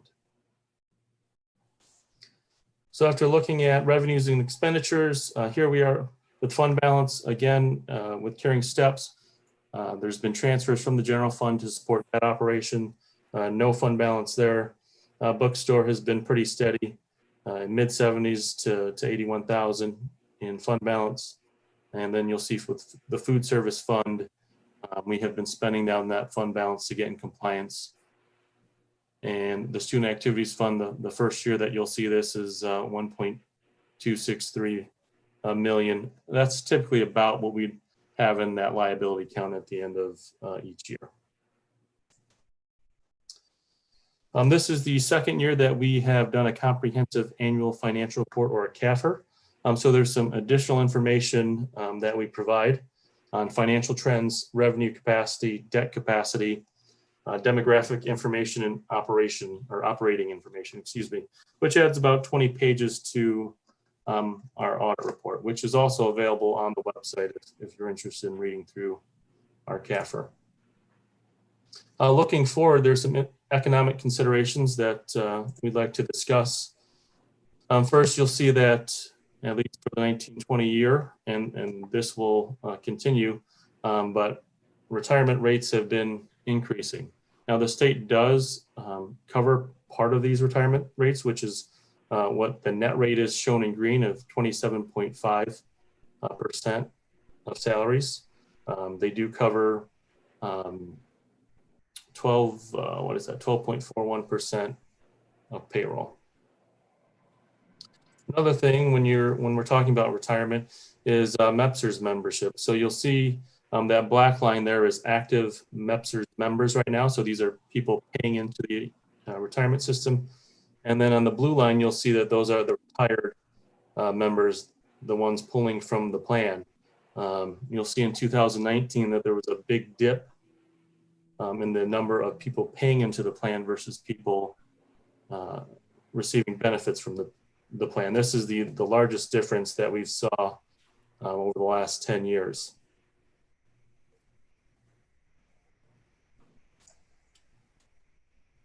And the Governmental Standards Board, these are some upcoming accounting changes. Akshay, would you like to handle this slide? Yeah, sure. So the thing actually that you just have the effective, the GASB 87 is the only accounting change that's going to affect us actually, but it's going to change in 2022. So what is going to happen is we get leases, operating leases. For example, we lease some copiers and equipment. So now we just expense them every year, but now they will be in 2022. They will be added to the liability and should be added to the fixed asset per the MDU. So they will be all recorded as a liability for the full term of the lease, and will be recorded as a capital asset. Those GASB 68, 75 disclosures we are already doing. Like Matt was discussing, the rates have been going up on the pension liabilities. So the pension liability for the Rochester Community Schools, which only affects the government-wide financial statements, which does not affect the general fund, that was almost up by $15 million this year. So it does actually put, so if you look at the pension liability, so that's 33 million. The OPEB is 7.1 million, so a total of $40.2 million. So it's a big number on the financial statements, which does, if I look at my financial, if you want to look at, if you have the full financial statements, you look at page 30 and you go from there, they have all the disclosures required in there.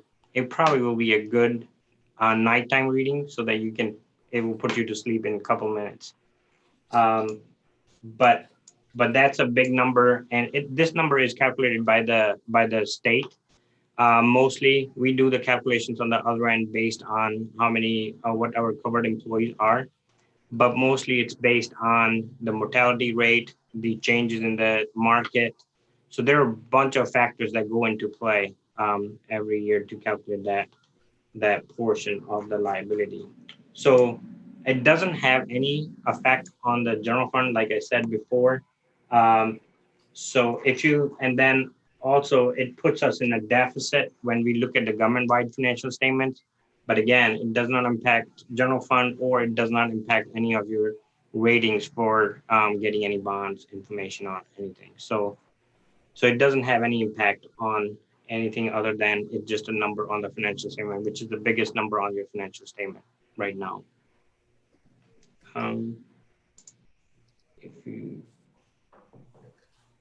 I again actually wanted to thank you, the board, for recognizing the Lewis and Knox providing the audit for Rochester Community Schools.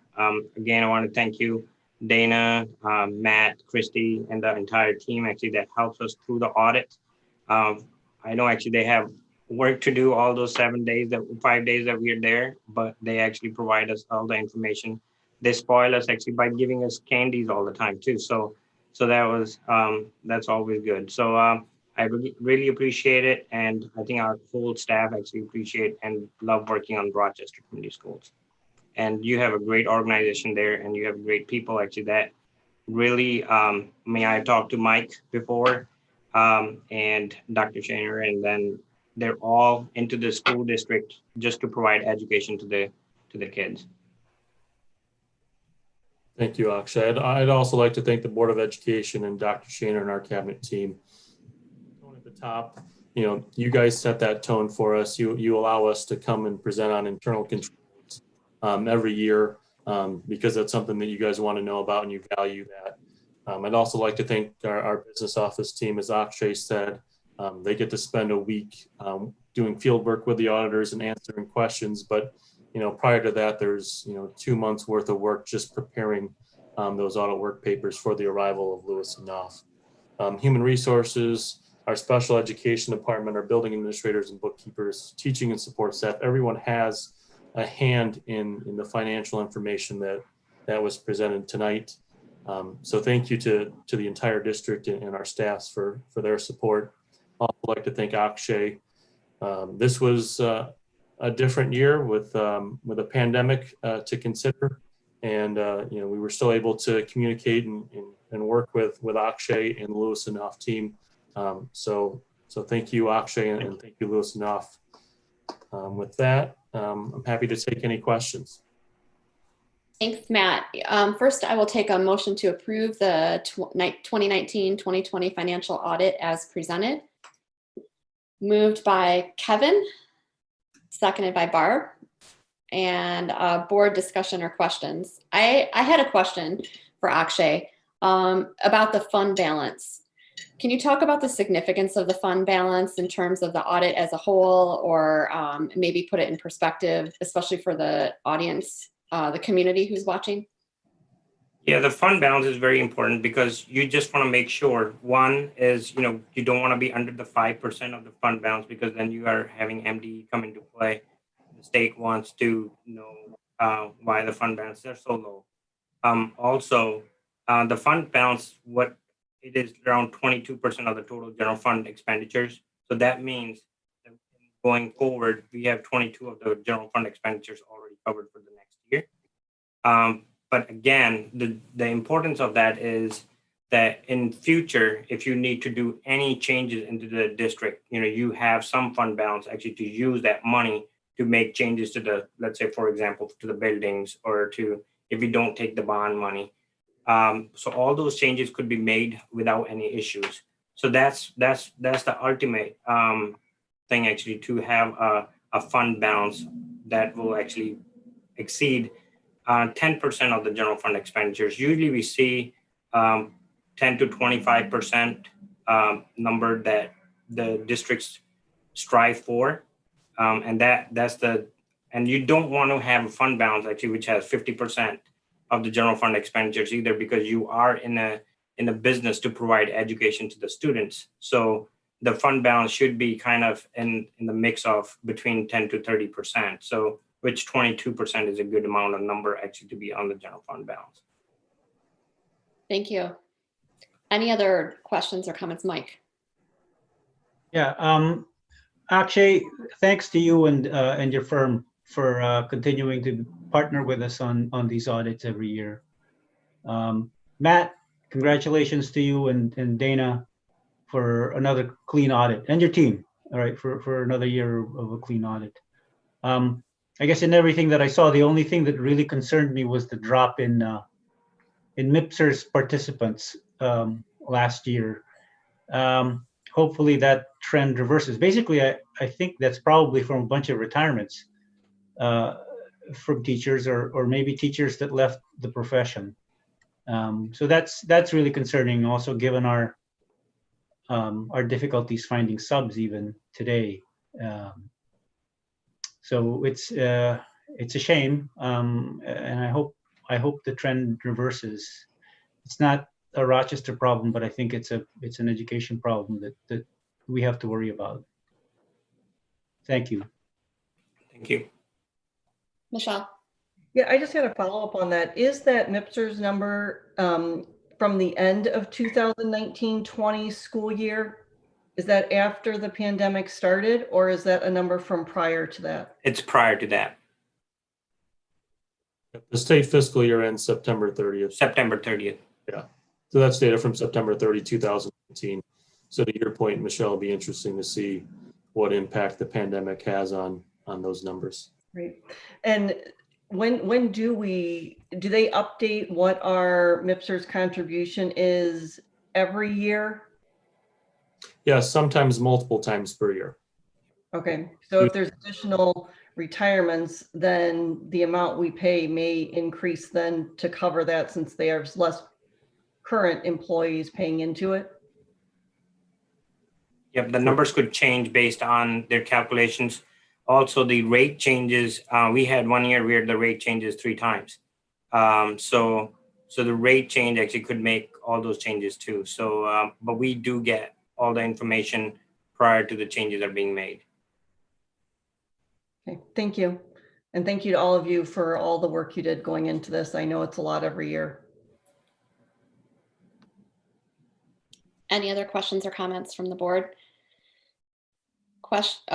Are there any public comments?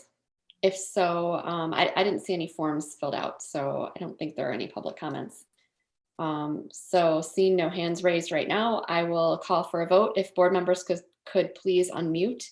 All those in favor of to approve the 2019-2020 financial audit for RCS, please say aye. Aye. Opposed? That is a 7-0 vote. Thank you. Thanks, Matt. Thanks, Akshay and team. Appreciate all that you do. Thank you. Next item, we have the Human Resources Report, and back to Beth Davis, our Chief Human Resources Officer. Thank you. This evening we have 5 REA retirements. Deirdre Anderson, 2nd grade teacher at Brewster Elementary. She submitted her letter of retirement effective December 31st of 2020. And she has been with the district since September of 1988. Beth Bowerman, physical education teacher at Van Hoosen Middle School, submitted her letter of retirement effective December 31st, 2020, and she has been with the district since February of 2001. Beth Berlin, special education teacher at Hart Middle School, submitted her letter of retirement effective January 19th, 2021. She has been with the district since March of 1986. Judith Friels, information literacy specialist at Stony Creek High School. She submitted her letter of resignation effective January 19th, 2021, and she has been with the district since January of 1988. And Lori Gambaro, business teacher at Rochester High School, submitted her letter of retirement effective January 19th, 2021, and she has been with the district since August of 1995. We have two REA resignations. Kathleen Bateman, Information Literacy Specialist at Hamlin Elementary, submitted her letter of resignation effective January 4th, 2021. She's been with the district since August of 2013. And Crystal Gordon, business teacher at Stony Creek High School, submitted her letter of resignation effective January 15th, 2021, and she's been with the district since August of 2019. This evening, we are recommending that Lori Bombard be appointed to the position of Applications Coordinator. Ms. Bombard comes to Rochester Community Schools with 15 years of IT experience. She began her career as an adjunct professor teaching computer information systems courses at St. Clair Community College, Baker College, Macomb Community College, as well as Oakland Community College. Most recently, Lori worked as a customer service representative at Unlimited QSA, and prior to that was a training facilitator at TTI Global, a software company. She also has experience as a product development software engineer with Universal Software Solutions. She has a Bachelor of Arts degree in computer science from Eastern Michigan University and has completed courses for teacher certification in secondary education as well. She has completed courses at the University of Michigan toward a Master of Science degree in computer science and engineering. We're excited to add Lori to our team as she brings a wealth of knowledge to the position of Applications Coordinator. And finally, we have an administrative resignation. Lisa York Walker, Payroll Coordinator, submitted her letter of resignation effective January 3rd, 2021. Ms. York Walker has been with the district since March of 2014. Thank you. Thank you so much, Beth. I'll take a motion to approve the Human Resources Report as presented. Moved by Mike, seconded by Andrea. Board discussion or questions?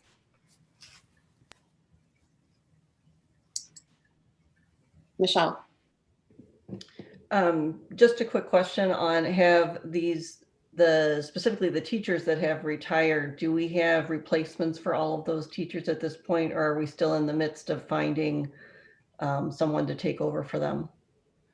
We're currently, some of the positions are posted, some we have long-term assignment positions, substitutes in those positions. And we're currently doing our staffing at the secondary level for second semester. So we may have some additional changes where we can fill those positions through those changes as well. Thank you. Thank you. I do see at least one of the individuals who is retiring in our Zoom. So thank you very much for your service and congratulations on your retirement. I don't know if others are in there and I don't want to call them out specifically, but is there any public comment on this? If so, just click the raise hand button. So seeing none, I'll call for a vote. If board members could please unmute themselves, and all those in favor, please say aye. Aye. Aye. Opposed? That is a 7-0 vote. I also wanted to mention congratulations to Lori, our new administrative hire, and welcome to RCS. Thank you, Beth. Thank you. Next, we have Title IX policy revisions. This is the first reading of this policy. I believe since this is the first reading, it's a reading only, and we don't actually need to take a vote on this. So I will turn this over to Beth Davis to tell us about this. Okay. This evening, we're bringing for the first reading revisions to two policies. Policy number 3203 and 10,003. In the summer of 2020, the U.S. Department of Education provided new regulations surrounding Title IX and the district's obligations under those regulations with regard to sexual harassment. The new regulations went into effect in August, and as a result, we have the 2 recommended policy changes, and we'll be bringing forward a revised administrative regulation, which will set forth the district's obligations, which I'll talk about a little bit in a few minutes. So with regard to policy 3203, illegal discrimination and harassment, essentially we are just strengthening this policy, indicating that the board's commitment to creating and maintaining a learning and working environment where all individuals are treated with dignity and respect, and free from illegal discrimination and harassment. And there will be no tolerance for discrimination or harassment in employment on the basis of race, color, national origin, religion, sex, including pregnancy, sexual orientation, or gender identity, age, disability, marital status, genetic information, height, weight, or any other criteria prohibited by law. And it also refers to policy 10,003, which is the discrimination and harassment policy in our general policy section of the board's policies. This policy has a few additions to those items that I just referred to, mainly that the superintendent will develop administrative regulations to implement this policy, and that the superintendent designates a Title IX coordinator, who is myself, Chief Human Resource Officer and Title IX coordinator, to supervise the implementation of the policy and its implementing regulations. On December 4th, I presented the board with the new administrative regulations or revised administrative regulations in the 10,003 section of the administrative regulations, and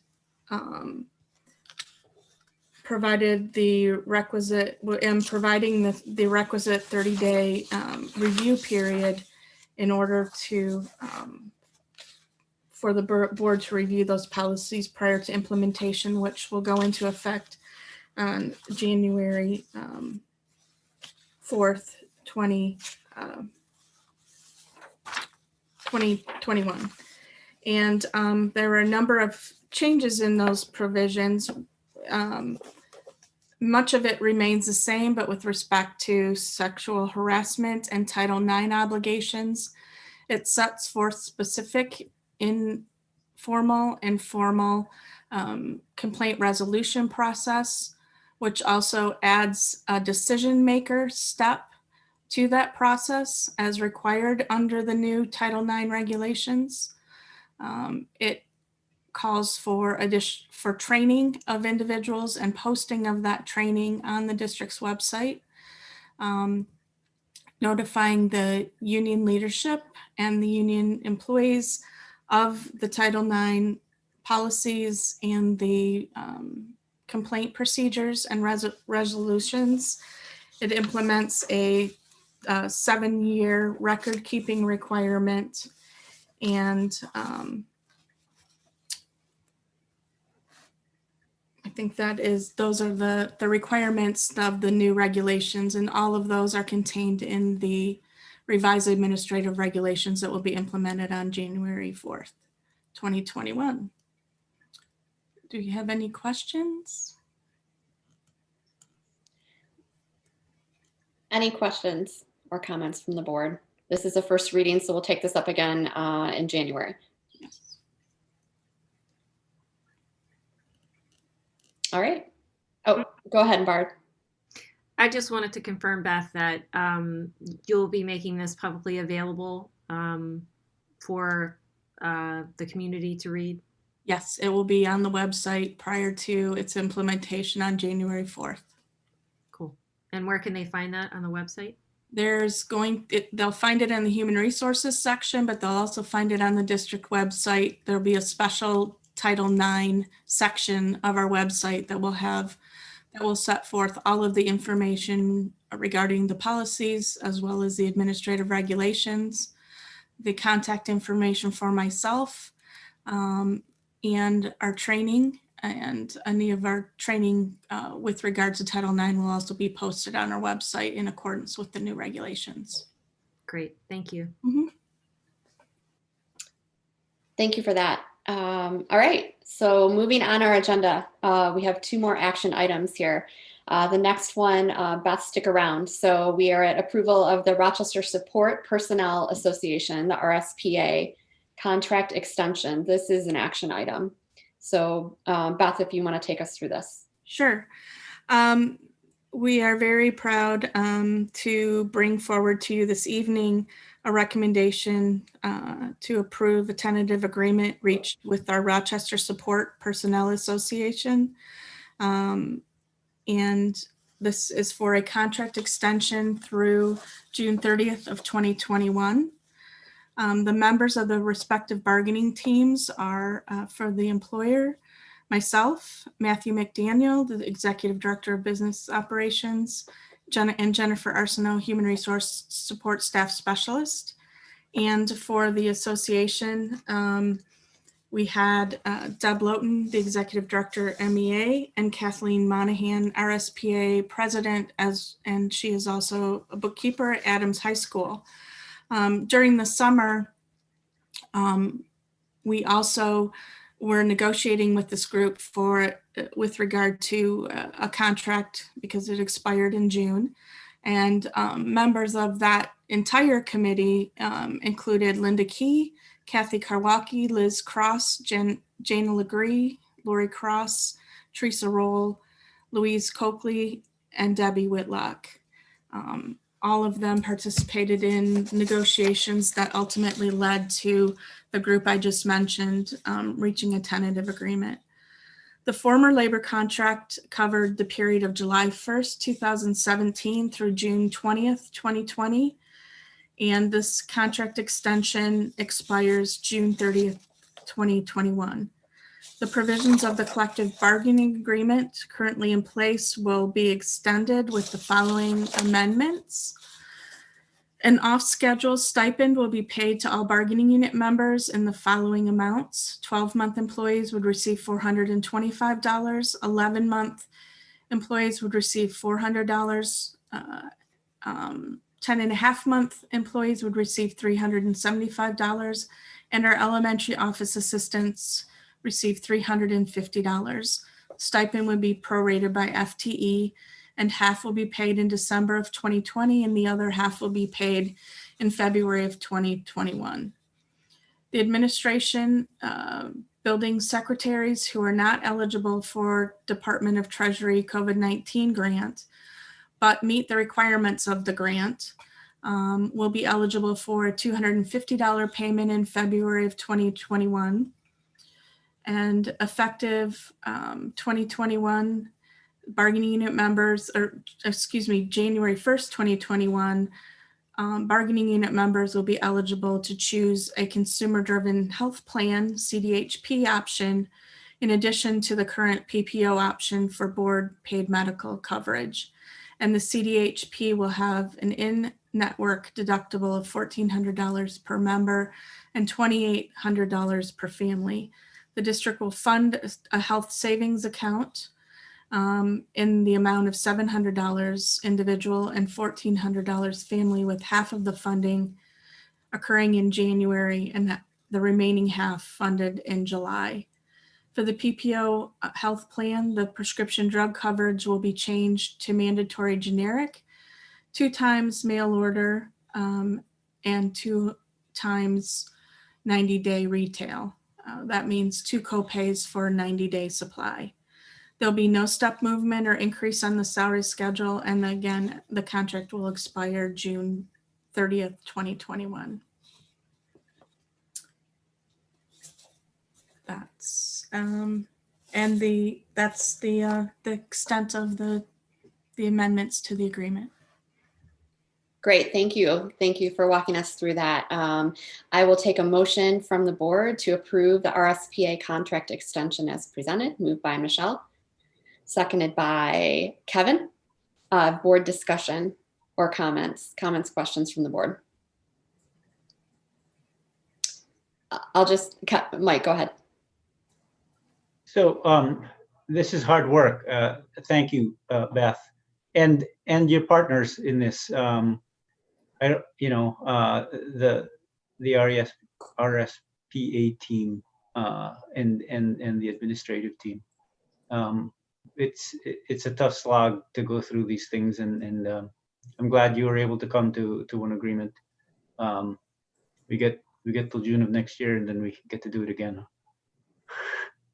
Anyway, congratulations and thank you. Thank you for the collaboration. Thank you. And Kathy Monahan is here as well and would like to speak to you after you vote. Yeah, and I was just going to say, follow up on Mike's thanks for, I want to thank this this group of individuals. I mean, I'm looking at Kathy, who's, because her face is here on the screen, but all of you, think support kind of understates what you do. I mean, your role is so crucial to our organization, and I hope you know that. And I mean, you sort of, your team defines the and other duties as assigned that's in a job description because, I know you do, pretty much everything that you're asked to do in the buildings, and you always do it with a smile, and really appreciate that. So any comment from the public on this before we call for a vote? Kristen, may I just say one more thing? Yes. That I think is really important. Our teams negotiated throughout the summer and negotiated this agreement using the interest-based bargaining process that we used with the REA in our last contract negotiations with them. And this group took it upon, we didn't use facilitators as we have used in the past. Deb Lowton and myself and Matt McDaniel, who have been through the process before, sort of facilitated it for the group. But this group went through training, and we did all of our negotiations via Zoom, but we still utilized the interest-based bargaining process, and it was an amazing process and a great group of individuals to work with, and continuing on with that IBB spirit that we had with the teachers. Really happy to be able to engage in that way with this group as well. So that was a really important part of reaching this agreement, and a lot of work went into that. But again, a lot of collaboration also was enjoyed by both teams. So thank you for that detail. It's really important to hear about the collaboration in a process like this. So thank you. Mm-hmm. Any other comments from the board? Seeing none, if board members can please unmute. All those in favor of approving the RSPA contract extension as presented, please say aye. Aye. Opposed? That is a 7-0 vote. Thank you. And Kathy, did you want to say something? Yes, please. Thank you for your patience. I appreciate it so much. Good evening, Madam President and the board, Dr. Schoener, particularly Beth. She said it all right there, in the few words that she said was collaboration and cooperation with both teams. I can't express enough how pleased and happy both teams, I think, have been with the process itself. It's been a really wonderful experience, the IBB. We hope to continue to do that next year as well when we start negotiating again. But I just wanted to thank the RCS bargaining team, HR, as Beth indicated, Beth, Jennifer, and Matt were wonderful to work with. I do want to give a great shout out to my team. As Beth indicated, everybody listed, they all rock, particularly my world. So I want to tell them how appreciative I am of all of their hard work and diligence during this process. So thank you all. I appreciate giving me a few minutes to say my piece. Thank you. Anytime. Thanks for being here. Next, thanks for the kind words too. Thank you. Next item on our agenda, this is the final action item, construction contracts, and we will have Matt come back to tell us about the construction contracts that we are voting on tonight. All right, last one. We've got one award being presented tonight for your approval. It's for the Rochester High School Auxiliary Gymnasium flooring. On October 29th, 2020, the district advertised a request for proposal for flooring at the Rochester High School Auxiliary Gymnasium in the local publication, the Rochester Post, and posted RFP documents on the purchasing pages of the district's website, Sigma, and BidNet Direct. The district received 3 responsive bids on the due date, and a public bid opening was conducted on November 19th, 2020 at 2:30 p.m. The scope of the project includes replacement of flooring in the auxiliary gymnasium at RHS, which is necessary due to water damage. Proposals were reviewed and evaluated by the Director of Capital Projects and Facilities, Pete Musio. Compliance with bid requirements was reviewed by the Purchasing Supervisor, Jennifer Fickle. All of the accepted proposals were found to be initially compliant with the required specifications per the detail in the bid summary. The proposals were analyzed on content, completeness, inclusion of the required submittals, and compliance with required specifications. The original bid documents are on file in the purchasing department, and the proposal summary is attached. The source of funding is the general fund and the sinking fund. Based on this information, we recommend the district award the RHS Auxiliary Gym Flooring Project to Varsity Flooring in the amount of $81,450 and to approve a contingency amount of 5% for a total project not to exceed amount of $85,522.50. Thank you. Thank you. I'll take a motion to approve the construction contract as presented. Moved by Andrea, seconded by Scott. Discussion. What is the situation with the original problem that caused the water damage? I'd like to ask Pete Musio to come on. Oh, sure. Pete, are you on? I'm here. Yep. Good evening, everyone. Yeah, we're still trying to investigate where or the cause of that. I had to investigate what the problem is. And talking to a lot of the maintenance staff, apparently this issue has been happening ever since they enclosed that mall area. It's similar to the problem that's happened at the media center and the head end room on that side of the we're thinking has to do with the foundation drain systems, backs up when we get 2 consecutive heavy rains. It's where the city's water system can't handle as much water as we're trying to send there into their system. So the water starts to back up, and the weakest link that we can figure out is through the foundation drain.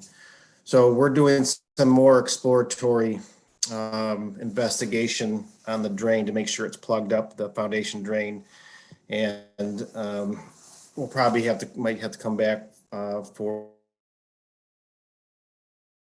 some other remediation. But until we figure out the delay. Pete, you're breaking up for me. You're breaking up for everyone else, or no? Replaced. Okay. Oh, I'm sorry. No, I caught most of what you said, but I think you had started to say that you might have to come back to us for something. Dana, can you? Yeah, if we have to do any more extension of the drain system, if we have to do some more work to help remediate the water leaking issue. I guess just making sure that the problem will be fixed before the floor goes. Correct. Yeah, that's what we're doing. Yeah, I don't want to put the floor down before we kind of have a better handle on what's causing it. Yep. Thank you. Yep. Thanks for being here too, Pete. Michelle. I just had a question because I think in the write-up it said you're welcome. Sure, no problem. That anything that our insurance did not cover would be paid by the sinking fund, but then the general fund would be reimbursed from the insurance claim. Is that correct? And can you tell me what the breakdown is of that? So, I mean, we'll use the insurance refund to help fund the repairs, but what Pete's been talking about is something much larger. So what we would have to bring back to you is if we have to put in some kind of pump system or something like that, last time we had to do that, it was like $70,000 to do that. So that's a project that'll have to be bid, and it'll delay, installing that floor. That money will be used to help fund that repair. Okay, I'm not sure that answered my question, because what's in front of us is just for the floor, right? It is just for the floor. Right. So how much is insurance covering of the floor? I think we got about $40,000, Michelle, in insurance proceeds. And is that normal then? That they only cover half of it?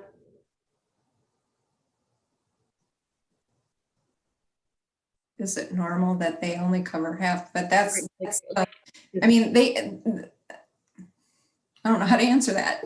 Well, like I have a deductible in my house, right? Like, so if I had a flood or a fire or whatever, I have to pay the first $1,000 or whatever it is. Is that?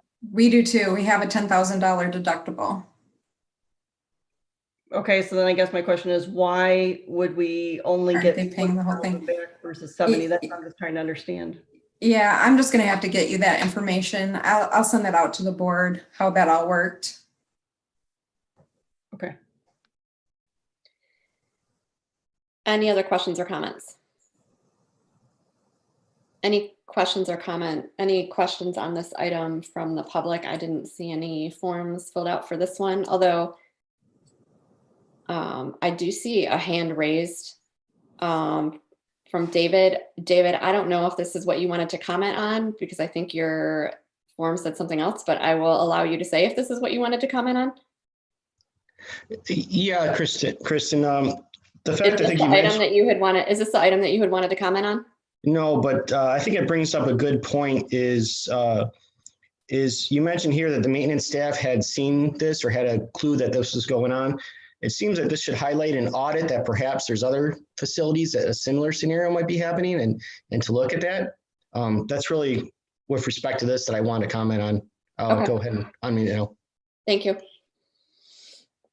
All right. I'll call for a vote on this. If board members can please unmute. All those in favor of approving the construction contract as presented, please say aye. Aye. Right. And opposed? That is 7-0. Additional business. First up is citizens present at the meeting. Any citizen who had filled out a form to comment and still had something to say, please raise your hand now.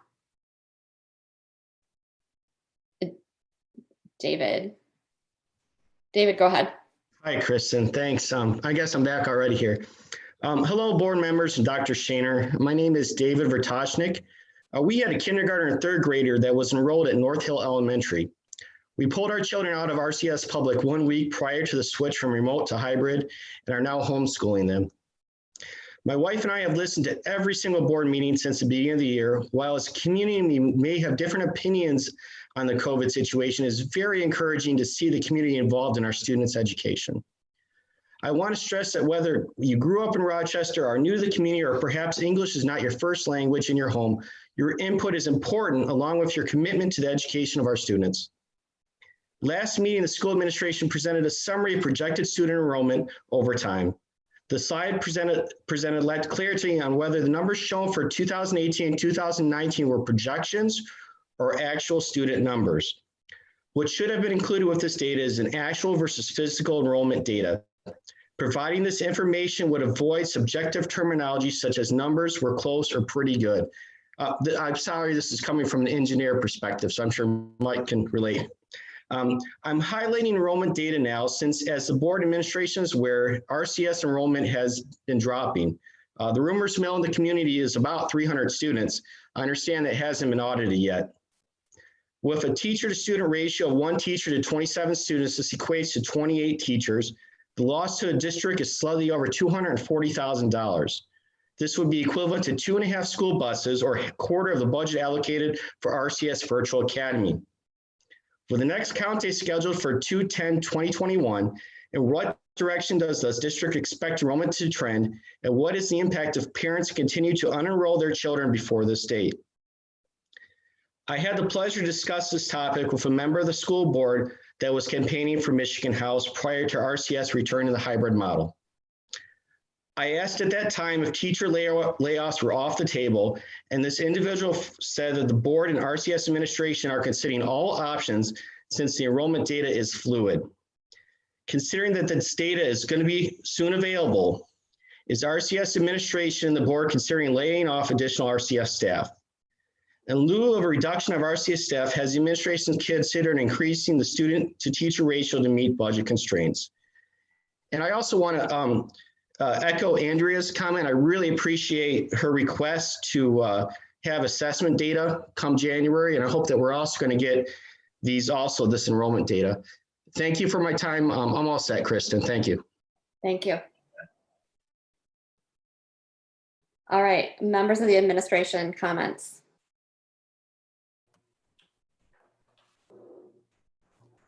Madam President, just a few closing comments as we move into the holiday season.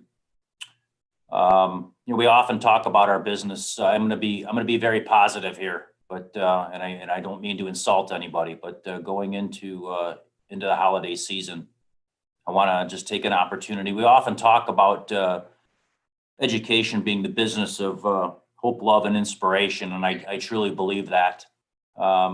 And I know the intent of all the fine people that I have the privilege of working with believe that as well.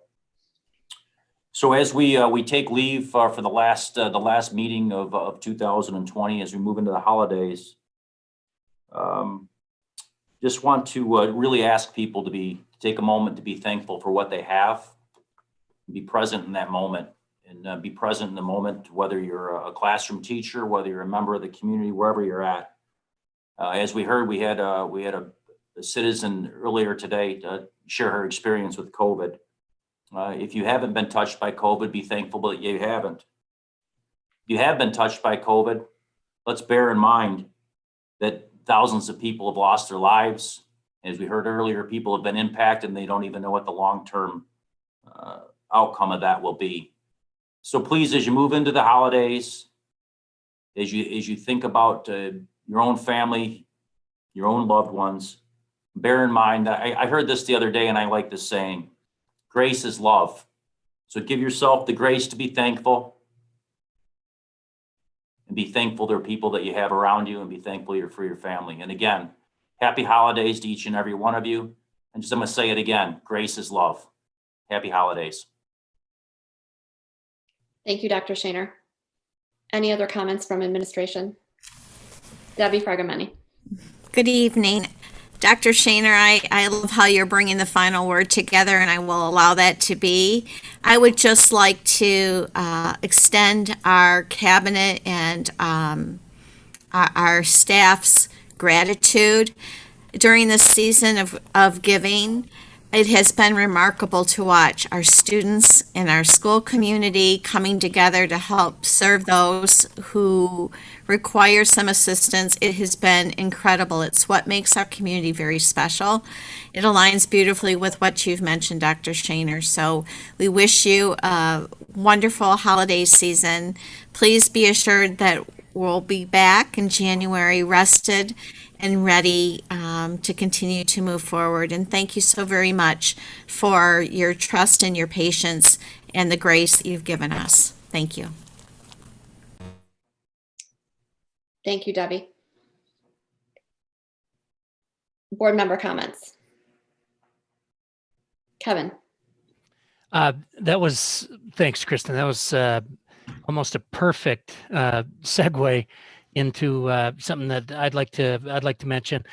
This time of year, for years now, the board and the cabinet have engaged in a charitable event of some sort, and for many years it was kind of a soft competition between the board and the cabinet to see who could bring in the most items for people in need in our area.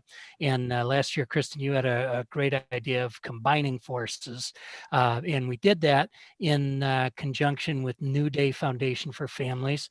We're doing that again this year, and we have adopted a family that is involved with New Day Foundation for Families.